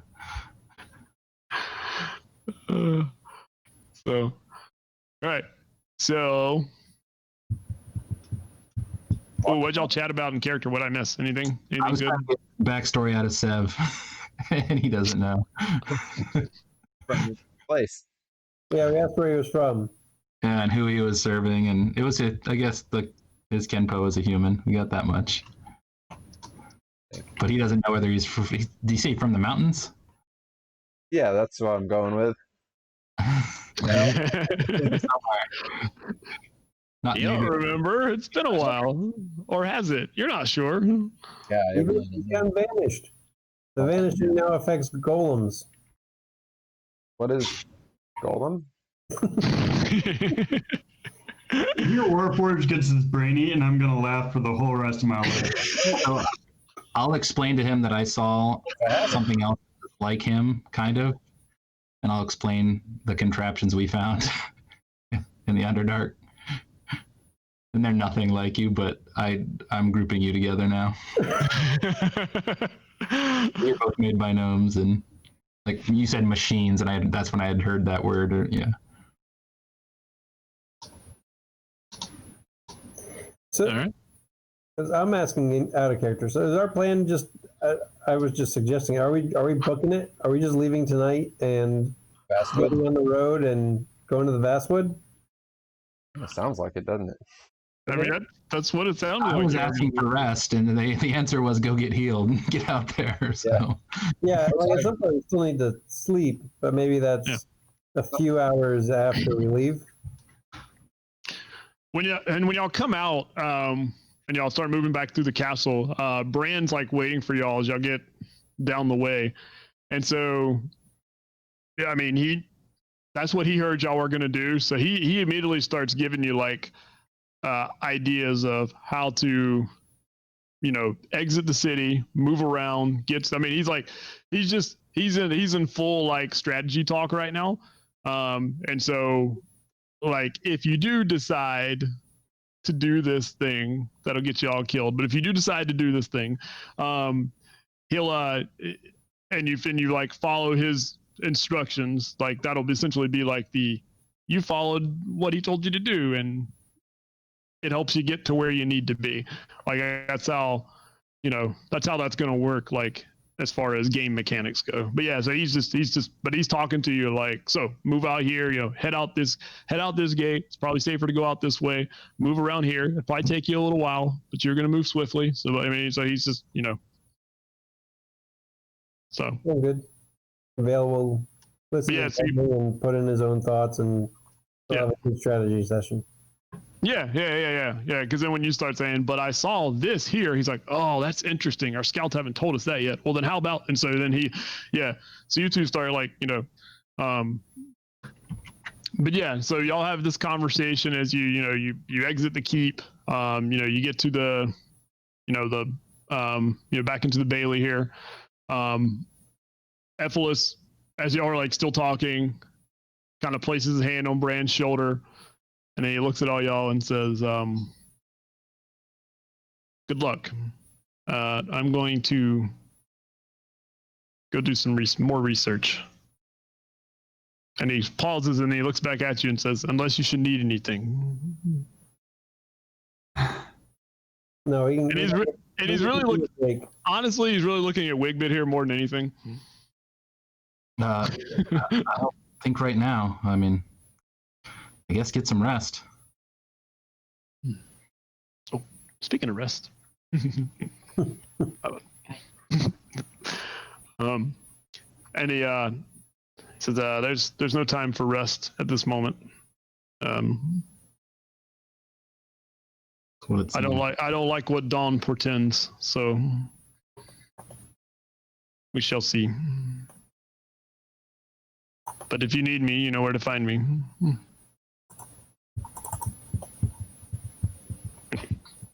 Turns around and Alma is still there too, and she's been very quiet through all of this. And like she looks over at Ephesus, and then she looks back at y'all, and then she looks at Vale, and then looks back around again. Did you want to come with us?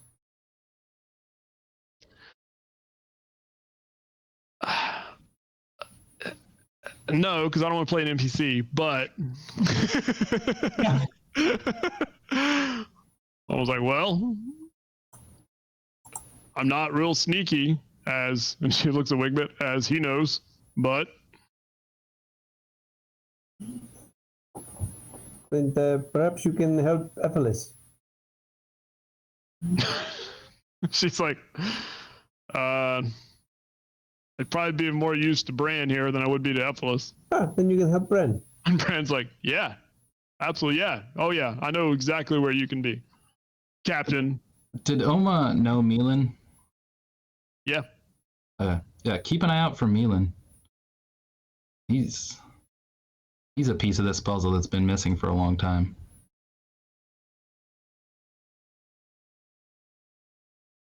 I will try to find him. Where's Kel? Wasn't he supposed to meet us out here? I do not know where he is. we gonna wait for him? Let's give him 20 minutes. How about we do You it already now? had I'll that. go for a rest. You're an explosion. You're an explosion in the distance. Oh, it's not bad. All right, we can leave. Blow up. Yeah. Yep, there he went. That was the end of Kel. Yep. So yeah, we wait 2 minutes and then we leave. Well, good luck, and try not to get yourself dead. I will protect these three. And we will protect Sev as well. And if you see Kel, you can point him our direction. I bet he could find us. All right. Of course, I don't know the way well, I mean, he's got all those. Well, anyway, yeah, I'll send him your way. Oh man, can we just put Kel on a ballista? Because that's basically a crossbow, right? Pretty much. I'm saying I think that would work well. He is kind of an expert. Yeah. That's right. So just give him the biggest crossbow, and I think he can win. I think he can win the fight. They probably could, yeah. Although, do you get crossbow expert? It's Or a ballista. How? It's a ballista. It's not really a crossbow. a pistol. Give him a potion of giant growth or something. I mean, a pistol's still a gun, right? Like it's a ballista is a giant crossbow. All right, Jeremy Crawford question. Yeah. No, but it's giant. Expert. Like deep proportion with it.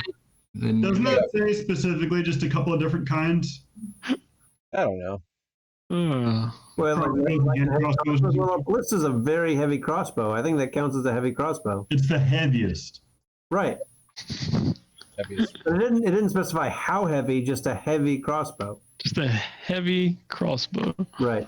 What if you just took a regular crossbow and put a brick on it?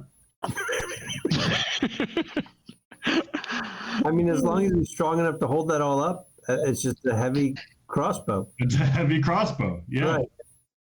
And he gets expertise in that. So, what is the crossbow? You have to tie 2 bricks to a hand crossbow to get that same benefit. So as y'all are discussing crossbows, as you wait 20 minutes and then Kel doesn't return, and so you head out of the castle grounds. I'm speculating here, heading towards the direction Bran told you. And so you head down Queensway.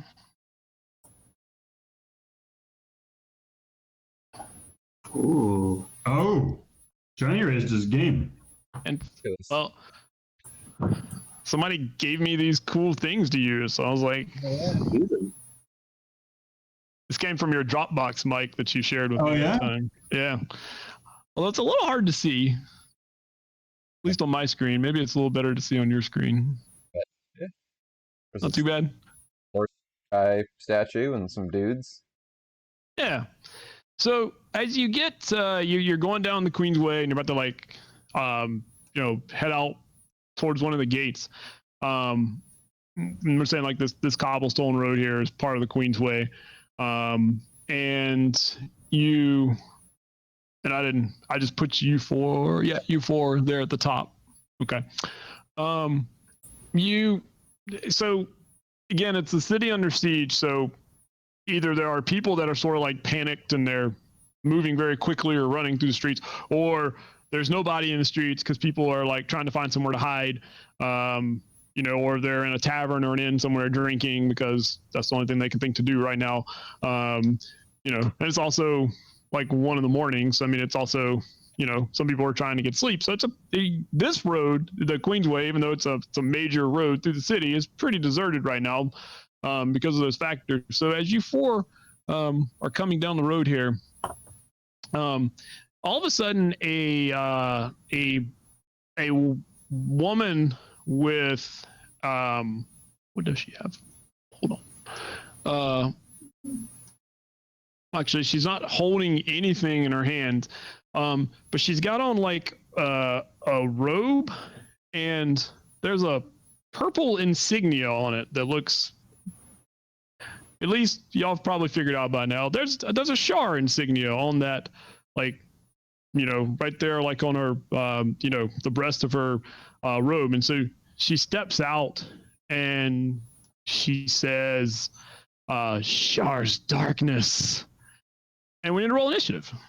Yeah, I mean I think all of us agree with that. I'll tell you the other thing that's happening as you're rolling initiative. There are two fellas. Initiative button. Oh, I didn't do my. I forgot. All right, we can fill it in. Yeah. I don't have an initiative button.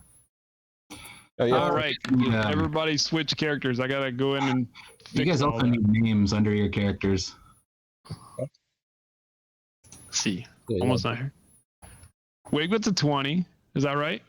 Oh no, that's old Wigbit. Wow, he 19. saves everything. Kel's not here anymore. Principal Issue's gone. Okay, Growlrose is gone. My goodness.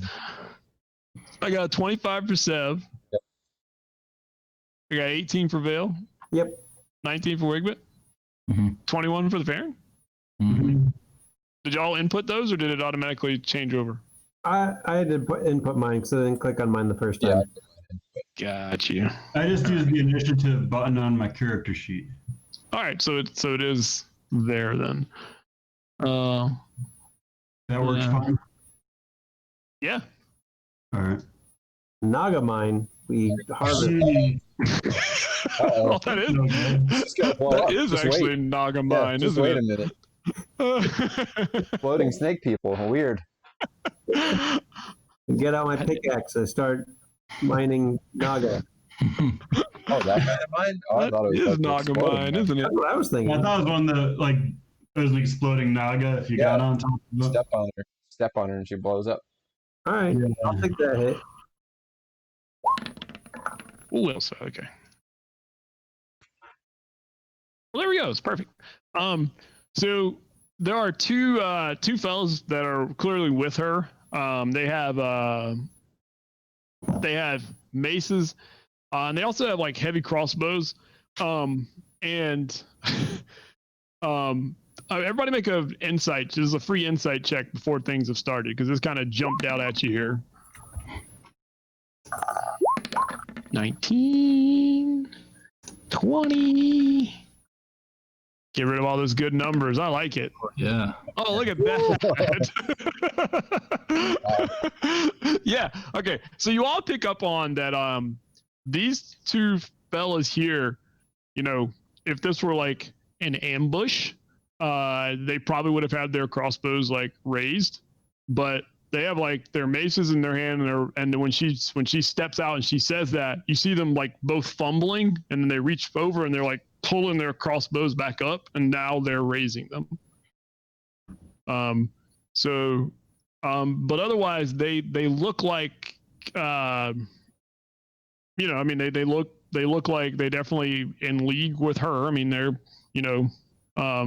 following her command. So, Sev, you are first. Sev's first action. Are these enemies of yours? Indeed. They need to be destroyed? Sure, yes. You're sure? Quite.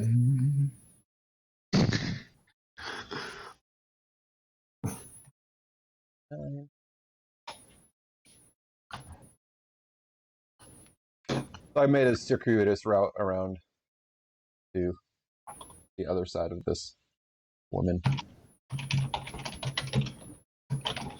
Okay, I actually Yeah, missed just- your route. I'm sorry. I was looking at something Just else. double move, but I have more than enough movement to go wide around her and get there. Okay. All right. So you have run up behind her. Okay. The Farron.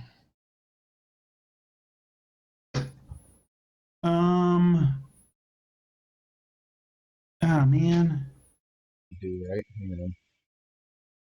What's that? This isn't going to change anything. All right. Well, that changes what I was gonna do. All right. I guess I'll just blast these two guys. What does this even do? Seems like a good way to start. Mm-hmm. I mean, I can't wait to see the Farron as a higher level. It's been a while since we've seen the Farron blow stuff up. Yeah. All right.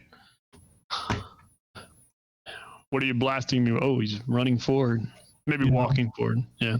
He's walking forward, and each one of them is going to receive one Eldritch Blast. That damn spell. Oh, Your Eldritch. favorite. I love Eldritch for that. That damn spell. I mean, he's only casting 2. It's not like he's casting 6. That's true. Yeah. What did he cast?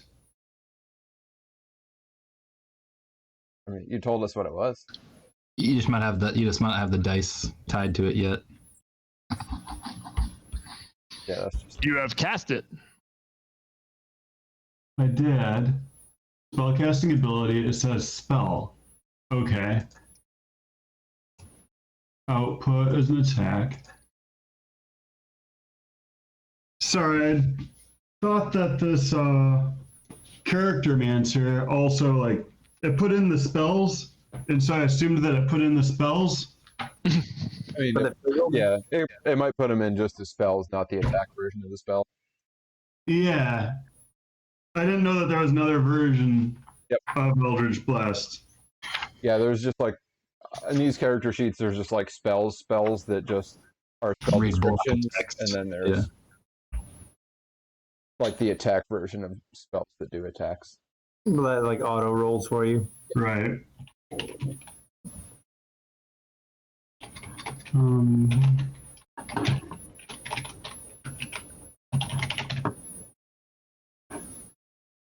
You're This is- probably gonna hit him, I would Right. guess. Yeah. Oh, man. You can just hit a d20 and add it. And Yeah. Plus proficiency, plus charisma. There. They're wearing leather armor, so yep, hit. All right. So one of them takes 11. Okay. Okay, that's the guy closest to you. Mm-hmm. And then the second one. Mm-hmm. Oh, whoops. That's not what I meant to do. We'll take 7 force if. Probably. Good grief. Actually, just kidding. There it is. Not. You're welcome, Yep. everyone. That's what I'm here for. Now just Yep. do it 2 more times. All right. Mm. And Persuasion points. who can see in the darkness? Where it's nighttime, right? Well, Yeah, but I mean, there's enough like there's enough light? ambient light. All right. There's enough ambient light from like The fires that are over the Stars. city. the fires, the buildings around you. Everything's on you fire. know. Is it bright or is it dim light? I'd say. See, now we've never made a distinction before.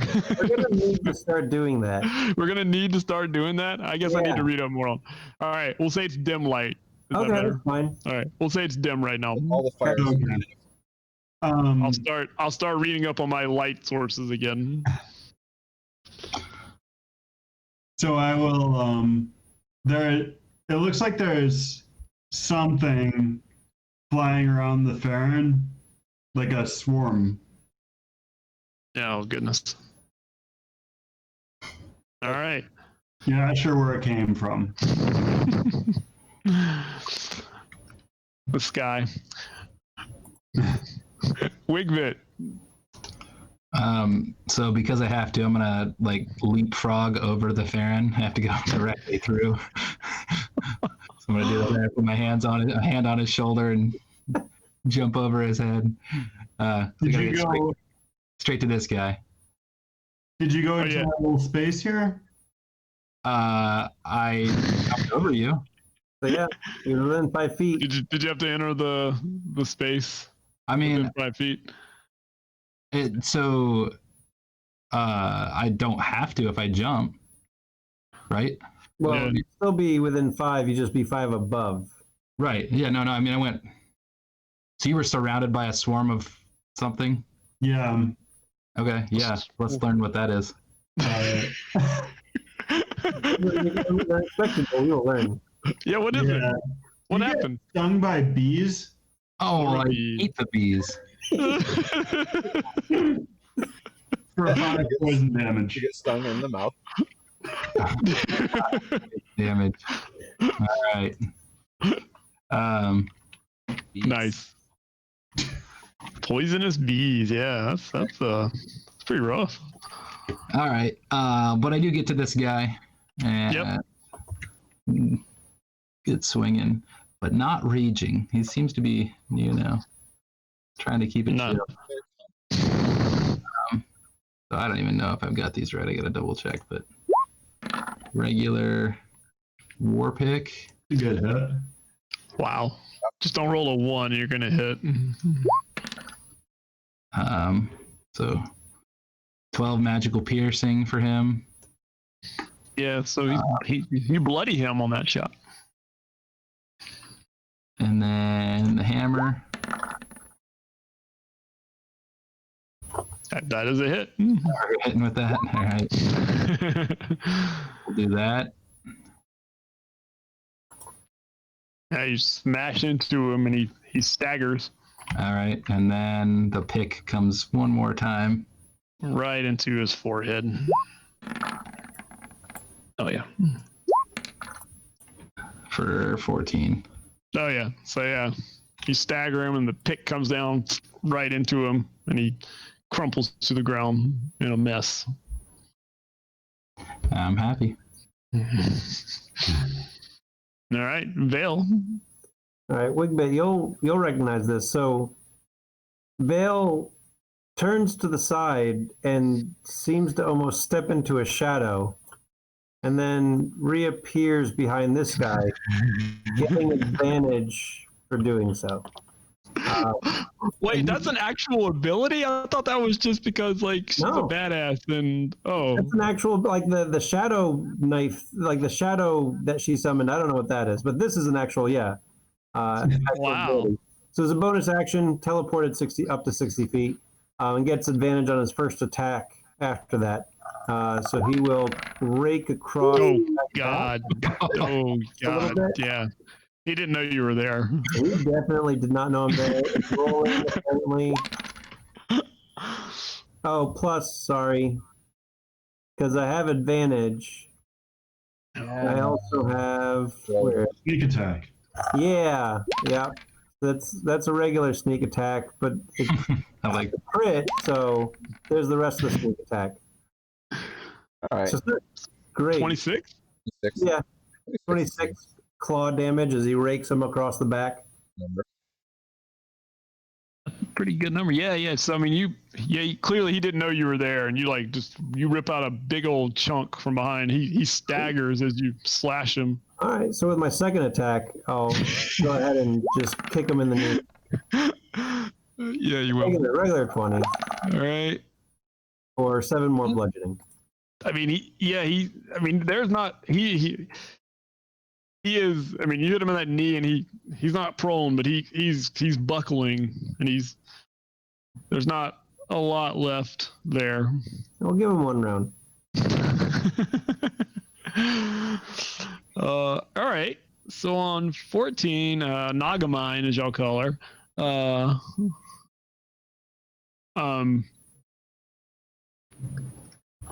So where is everybody? Apparently, in range. dim light. No. So the first thing is that y'all hear her say, "All is not what you think." And then she what was that? 5, 10, 15? That's too far. She disappears and reappears over there. And so that's that. Okay. Yeah. So she said, "All is not what you think," and then she did what Vale did So I'm not in the shadow. She just did it, and reappeared over there. And then Thug here, who's staggering, is like, there's this cat dude who just Ripped. made me feel really bad about my life. And so I guess he still has the crossbow in his hand, so he'll. And I remember how to do this. Whoops. Yeah, he'll drop the crossbow and take swings at you with his maces. Well, his mace. He'll probably miss. He could hit. I mean, I am rolling dice, so Yeah, well, that hit. cool. At least he got a little bit of vengeance before. He gets winged For back. 6 bludgeoning damage, and he gets one more of those. Oh, I added the wrong modifier, but that's actually a 14, but I doubt that hits. Nope. Yeah. So he smacked you with his mace and then swung across to the other one, and he's he's like this. And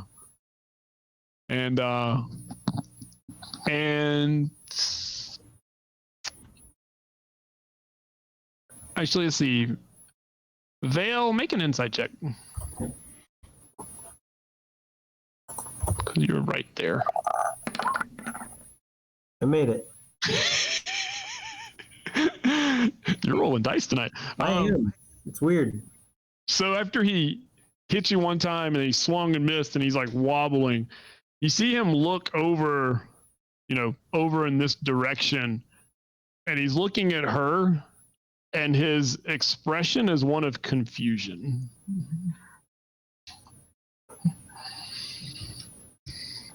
Sev, it is your turn. The creature you were supposed to bash moved away from you somehow. So I run over there. And I will try to bash it. All right. So first try at it. 23. Yeah, that's a hit. I don't think I can do anything about 23. About 11 magic bludgeoning. Okay. Next one. 25. Did I put it in here? Yeah. I mean, I assume since the 23 hit. 9 magical bludgeoning. And then my hands move in like this really quick kind of flurry. So I'll try it 2 more times. For another 11 magic bludgeoning. And bingo! Knows. There's a lot of die rolling going on tonight. Does that? Yep. So another 11 magic bludgeoning. Okay. Yeah. Yeah. You wail on her quite a bit. So yeah, just pop, pop, pop, real fast.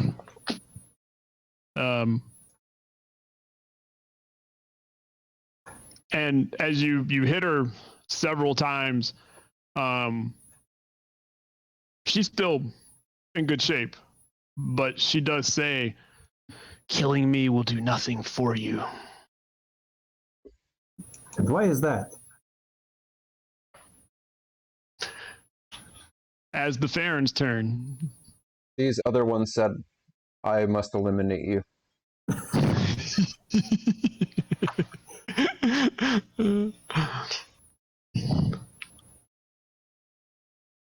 All right, so the Pharaoh will come here, and then he says, "Explain." And he snaps his fingers, and it looks like a whole room falls down around everybody. It's lit with torches. So wait, what's happened? The room fell down. Wait, let me see if I can actually do this. Made a room. No. The house fell on us. It can't be larger than a 5-foot cube. No, that is not what happens. A cage falls down around her, but she teleported, didn't she? She did. Never mind. All right, that won't work.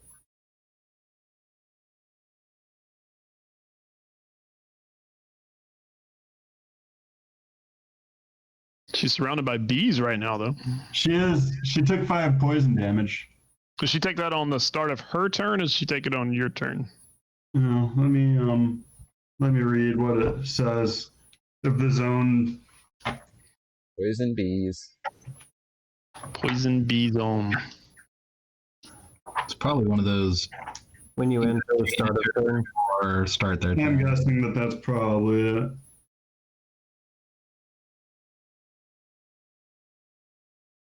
So she entered it, just not optionally. Yeah, I think we decided that wasn't. Yeah. I couldn't remember which way we were. Yeah. If you move it up to them, When they start their turn. Yeah, you're not getting it twice per round. It's just a matter of when it's affecting you. Right. Right. Because then your second level spells become a little OP at that point. I don't know what you're talking about. Yeah, if they start their turn in the aura. Okay. Or Oh, enter. Drew, you would not take damage. Got it. Yeah. So only start, not even Yeah. move. So you don't take 5 poison. I just get a little bee for a snack. Yeah. You jump through some bees and you're surprised they were there. Not the first time I've jumped through bees. That's absolutely true. So what are you doing? You moved over to I will her. intimidate them Okay. and say, then explain what you know. Make an intimidation roll. I will do that with advantage Okay. because I have a swarm of bees around me. intimidating bees. Fair point. I mean, yeah, that would be intimidating. It's a good roll.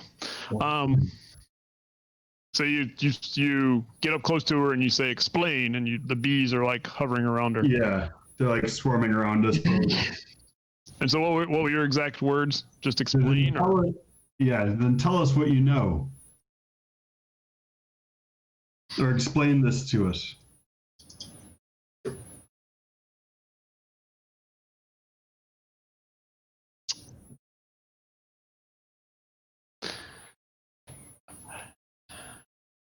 She says, I cannot. And it's one of those I cannot. What does that mean? Wigbit, what are you doing? I'll go Hold up my hand. cracker in the head. Okay. No, I say, wait, Yeah. I'll wait. and get away from my bees. Hold on, he's waiting. I don't feel like you waited. This is how he waits. I heard what she said. So 14 piercing. She's Yeah. bloody. So you bloodied her on the pick. Okay. Hammer. That's not super helpful. 13 is a miss. Okay. Although you should have advantage if you're flanking with Sev. Thank you. Yeah. I'm not even reckless right now. I'm just fighting like a dude. So I'll roll one or another here. Yeah, that's no better. Nope. Still miss. Will I be able to do subdual with a war pick? They have like a I guess if you turn it to the side, right? Yeah. Well, they got a hammer side. like a hammer end on the other end. I mean, Yeah. it's an extra plus. I can do either one, but I will also. Hammer, but yeah. Dang it! Wow, those are some bad rolls. But you could see I wasn't going for the pointy end. That's why they were bad. I'm used to swinging their front end. I don't like Yeah. teleporters. They bother Yeah, me. you those second two swings missed her. She kind of dodges aside. Maybe the bees will get her. Still not very well. Maybe becoming some duel. Veil of the Moon. All right. You can take your OA. Oh, okay. I will. I don't know why I am, but I am. Mace to the face. Ooh, Hey! Nice. he's swinging real wild. I thought I was going to be dead. I mean, it's fine. What's my damage? The mace? D6? Yeah, D6. I get to roll 2 of those. And add 2 damage. 9 bludgeoning damage. I accept. So Vale runs faster than it seems like he should, and that's just his movement. So he'll use feline agility to get over there, because monk feline agility is great. And then he will start by trying to shove her to the ground. So he's going to use one of his attacks to push. Okay. So she can make an athletics or acrobatics check to resist.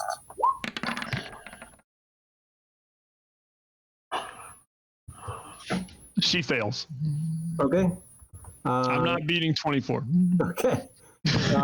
Then he'll go ahead and start wailing into her. So with his second attack, So she's prone. yep. Okay. And so with the advantage, he'll use the sneak attack. That's 8 plus 10, so 18. This is all non-lethal. Okay. And then he too will do a flurry of blows. Hey. Yeah. So kick her in the side. Mm-hmm. And then, oh, they tried to curb stomp her, and now he's going to try to knock her out.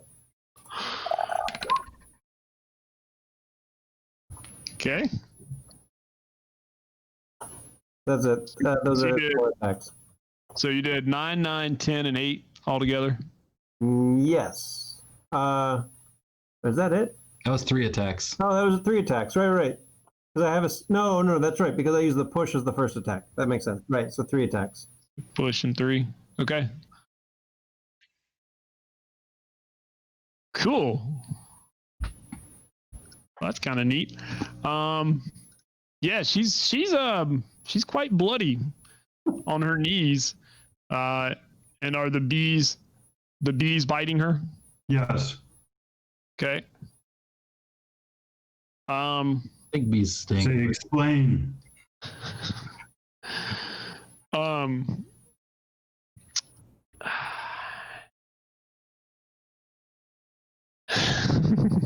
She says,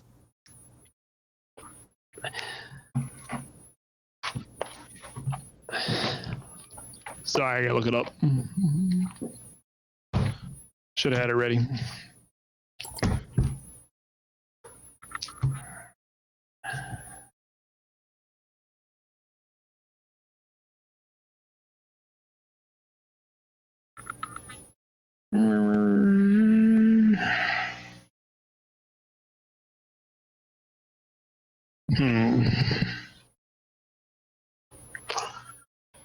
Let me see where she is.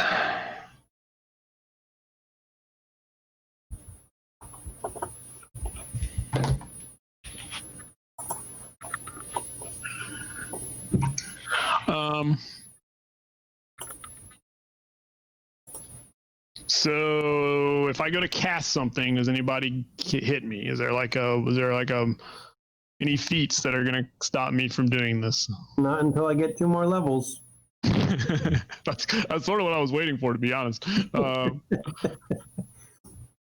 So she's down on her knees, and you say explain, and like the bees are whizzing around, and she looks up at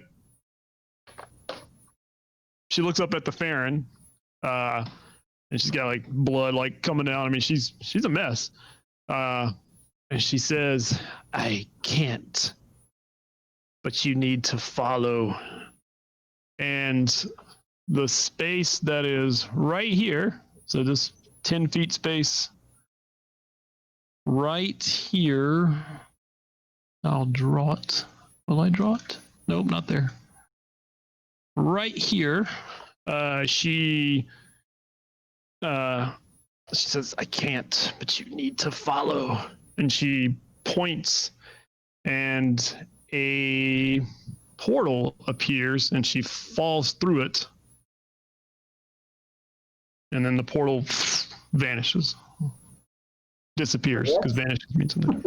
Oh, The portal forgets. The portal forgot. Where was I sending her again? I don't remember. She's somewhere, I'm sure. Do what? That was the portal. Thinking. Thinking out loud, like, where did I Oh send yeah. her? Where? I can't. Somewhere. Might be the wrong place. Could be the right place. And when she fell through it, like you looked through it and it was all misty and it was opaque, so you couldn't see what was like on the other side. She kind of like just topples through it. And everybody make a perception roll, and this is gonna need a pretty good perception roll. So let's see how we're feeling. I'm feeling pretty good. I see a veil. Belle's paying attention. Oh, I see a veil. All right. That's where Vale's standing. Yeah. So you're actually, so you see that happen, and then you see down this road down here. Whoop, nope. This road down here, past the statue, like off the screen, like down the road. You see a flash of light that looked remarkably similar to the one that you just saw open up in the ground. Like you see that same like it was. You saw this open up. You saw the flash of light. She toppled through, and then the next second you see that same flash of light. Way down there. Yeah. Like 500 feet away, one might say. Maybe. Why are you looking at my spell list, Vil? I don't need to. I know that spell well enough. Maybe not quite 500 feet away, but yeah. some distance away. Yes. Right, but she used the door from another dimension to move, sort of. Right. Something like that. The other guy.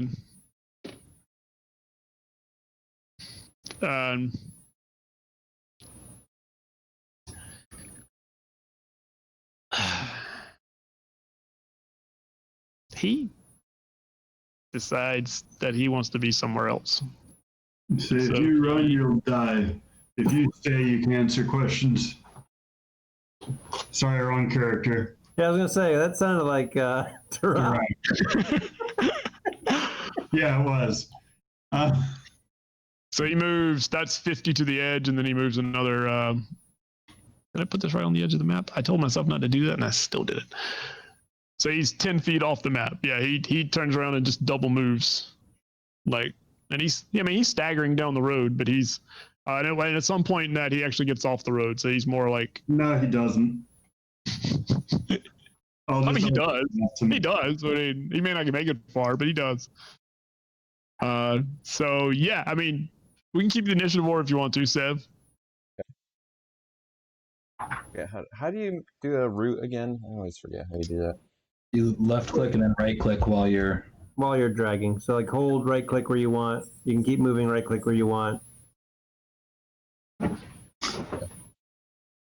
you hold down to the left to pick up on the left on your character, then you can start moving them, and then once you start right clicking, it puts the arrows down. So I rock on over there after that guy. Because you have one mission right now. You're gonna do it. You told me to eliminate them all. Right. I'm trying to escape. So we have the Amelia Bedelia Killbot on our team now.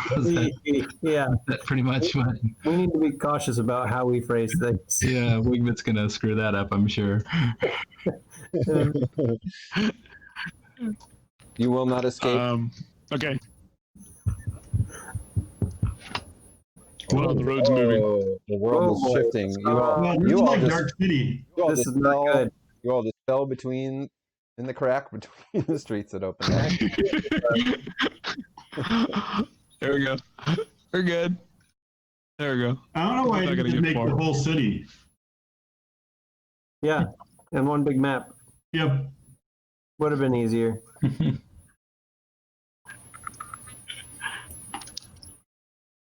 a good point. I should try that. You're not bound by anything. I don't remember the exact. Sorry, that was bad DMing on my part. Anyway, yeah, or something like that. Yeah. I think that was about right. Oh wait, she's not here anymore. She's down here somewhere. There we go. All right. Yeah. So Seb, he Actually, runs across the square. yeah, super catch. Did I? Yeah, Oh, that 'cause poor Monks soul. Monks You can bonus action move. That's neat. So you can triple move with a key point. That's really cool. It's dumb. Yeah. And now you have two of us. I thought I said all the monks were dead. Didn't I say that? I thought I said that. You did. I don't know. I don't know what happened. Wait, I don't know what happened. They've been resurrected or something. Bringing a druid in next. Oh God. Where I say the hell with Johnny's rules. All the rules are gone. I think druids lose power though at higher levels. I think there's just low levels that they're really. Guys, Oh, yeah. I mean, depending. so is she right there? Yeah, he was because he was 10 feet off the map. But is she like her? Oh no, she's much. No, she's not there. She's not there. She's yeah. When I make the city map, I'll have her on there. I run past him. You will not escape. No, I'm waiting. All right, the Farron. I'm just gonna blast him twice with Eldritch Blast. Kind of what I figured was gonna happen. There's no subdual damage on Eldritch Blast, by the way. No, there isn't. Okay, I just want. I mean, it's force damage. It is fourth damage. It is. If you do 4 damage, he dies. Well, he's dead. All right. Yeah, so he's running. Sev runs by him. And he kind of he does that kind of pause in mid-step, and then the blast hits him from behind, and he topples over and lands in somebody's bush.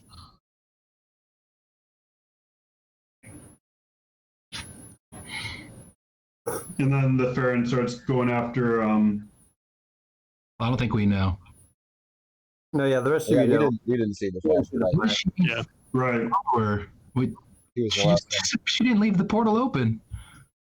Did Vale communicate before? Where's Vale? Vale's in the same spot. He didn't communicate.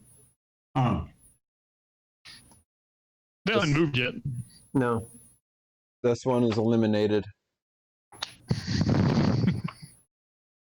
We need to find that that woman and follow her. We could try, but she is already quite far down the road. Where? He just points past the statue. Well, she Quite far. said we could follow her for information. I don't know Yeah. if we should trust her We can try. Let's try following her. and start taking off and running down the road. Vale will take a moment to catch his breath. Oh, Then run past the room. You can go ahead. And then, yeah, he's going to zip past. Yeah. Yeah, you give him the little head start, and then you take off running. Yeah. Okay. Is that the general party where Run down the road. we're moving at various speeds down the road? Mm-hmm. Yeah. Vale will move, not this round, but next round he'll move 270 feet. Okay. You can only do that every other run, though, so don't. Yeah. Right. Every other round. Yeah. Okay. So this is how Tabaxi archers kill you, because you can't ever catch them. That's right. That's right. Learned that somewhere. Yeah. I'm only going 90 feet around. Okay. Only 90. And after that initial burst, he'll only do 90 as well. Okay. I'm sorry. No, he'll only do 135. Okay. Yeah. Whatever. Right. I'm gonna only do 80. What do you got, Farron? I'm going to use 60. Slow. So slow. This is speed party. I used to be You fast. remember that? I was I saying, do you used to remember be when the you used to have the most fastest awkward character? Yeah. I remember when Wiggle was the fastest character in the And I used to party. be the most awkward character. Now I don't have that anymore. What the hell do I have? Somehow I went to like the most noble or something. I don't know what the hell. I mean, you do seem to be the most noble. This thing is turned way upside down. That's how I felt with Jack. Right? Yeah. A bunch of weirdos. You live long enough to be a weirdo or die to be a, I don't know, however that expression goes. Yeah.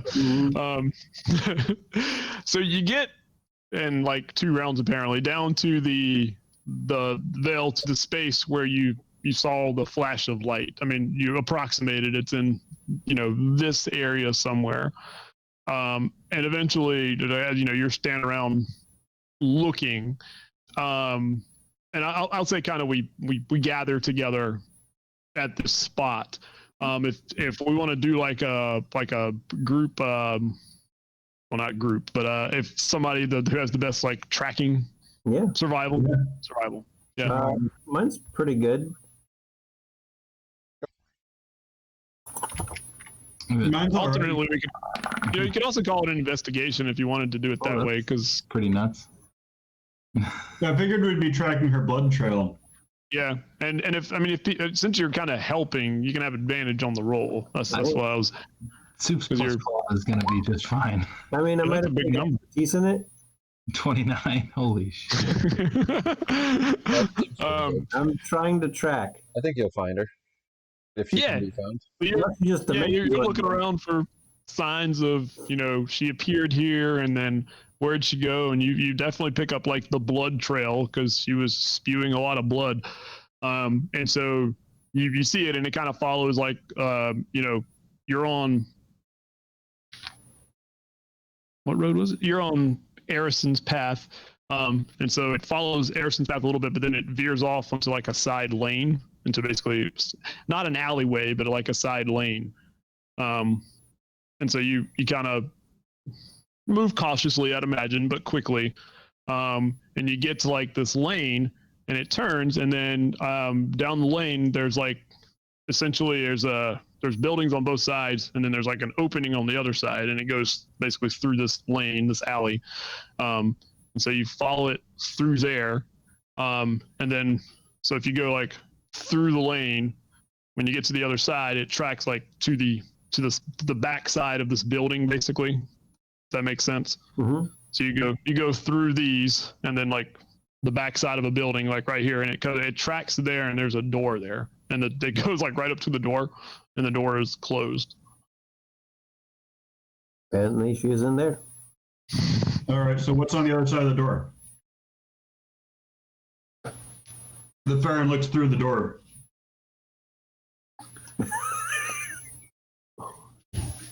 X-ray vision. You open it, or do you have like a? Look through the door.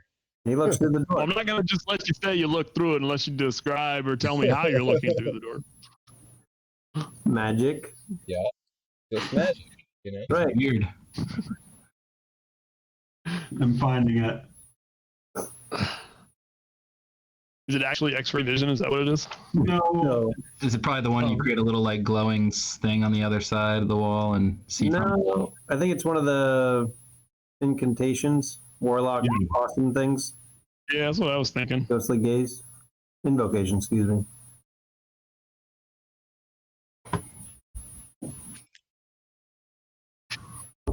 Ghostly gaze.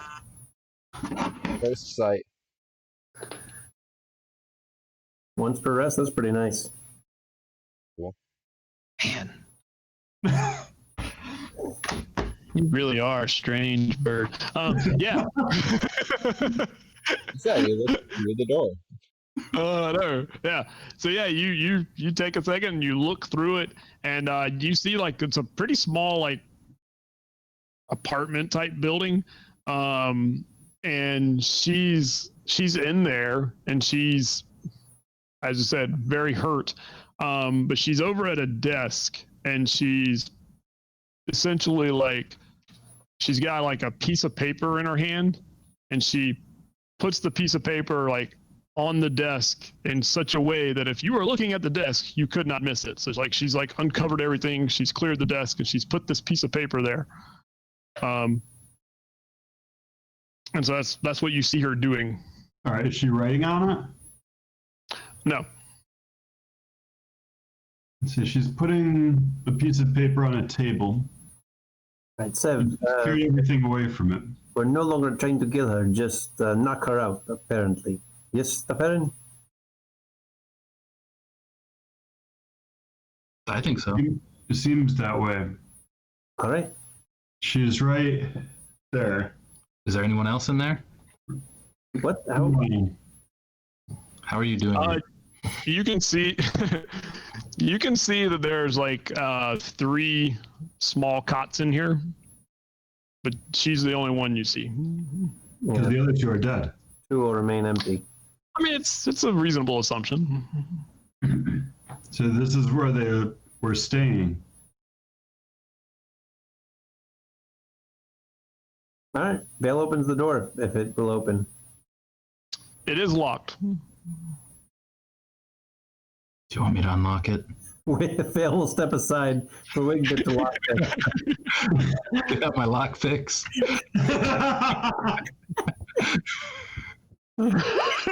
Oh, yeah.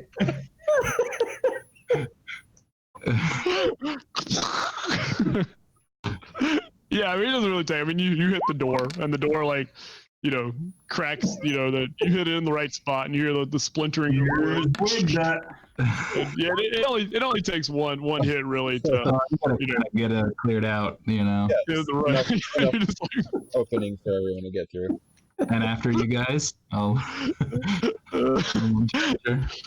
yeah, so you smash and smash, and the door teeters open, and she's standing there as the Baron described, and she just slowly turns around, and she says,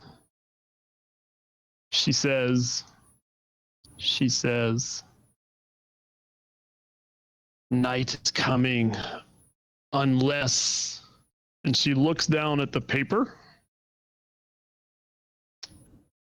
and we'll find out what happens next time. Ooh, cliffhangers. Nice. Love it. And we're still in the city, so that'll make it nice and easy to find somebody. Yeah. Yeah, they gotta find the person you That's know. right. Yeah, I wasn't actually worried about next week. No. Yeah. Now after next week, I don't know, but I wasn't worried about going into next week. So That was good. All right. Well, thanks everybody for watching, and we'll be back next Sunday with more D&D. We'll find out what's on the paper, which is definitely the missing piece of the prophecy and tells us how to end anything. At least there was yeah. Wigbit's just going to slide it right into that book. Done. Yep.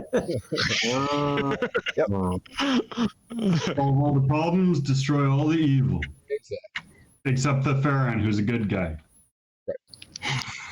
Such a good Yeah, guy. we get that sense. Yeah. Totally. All right. Thanks for watching, everybody. Good night. We'll see you Bye, next all. week. Good night. Good night.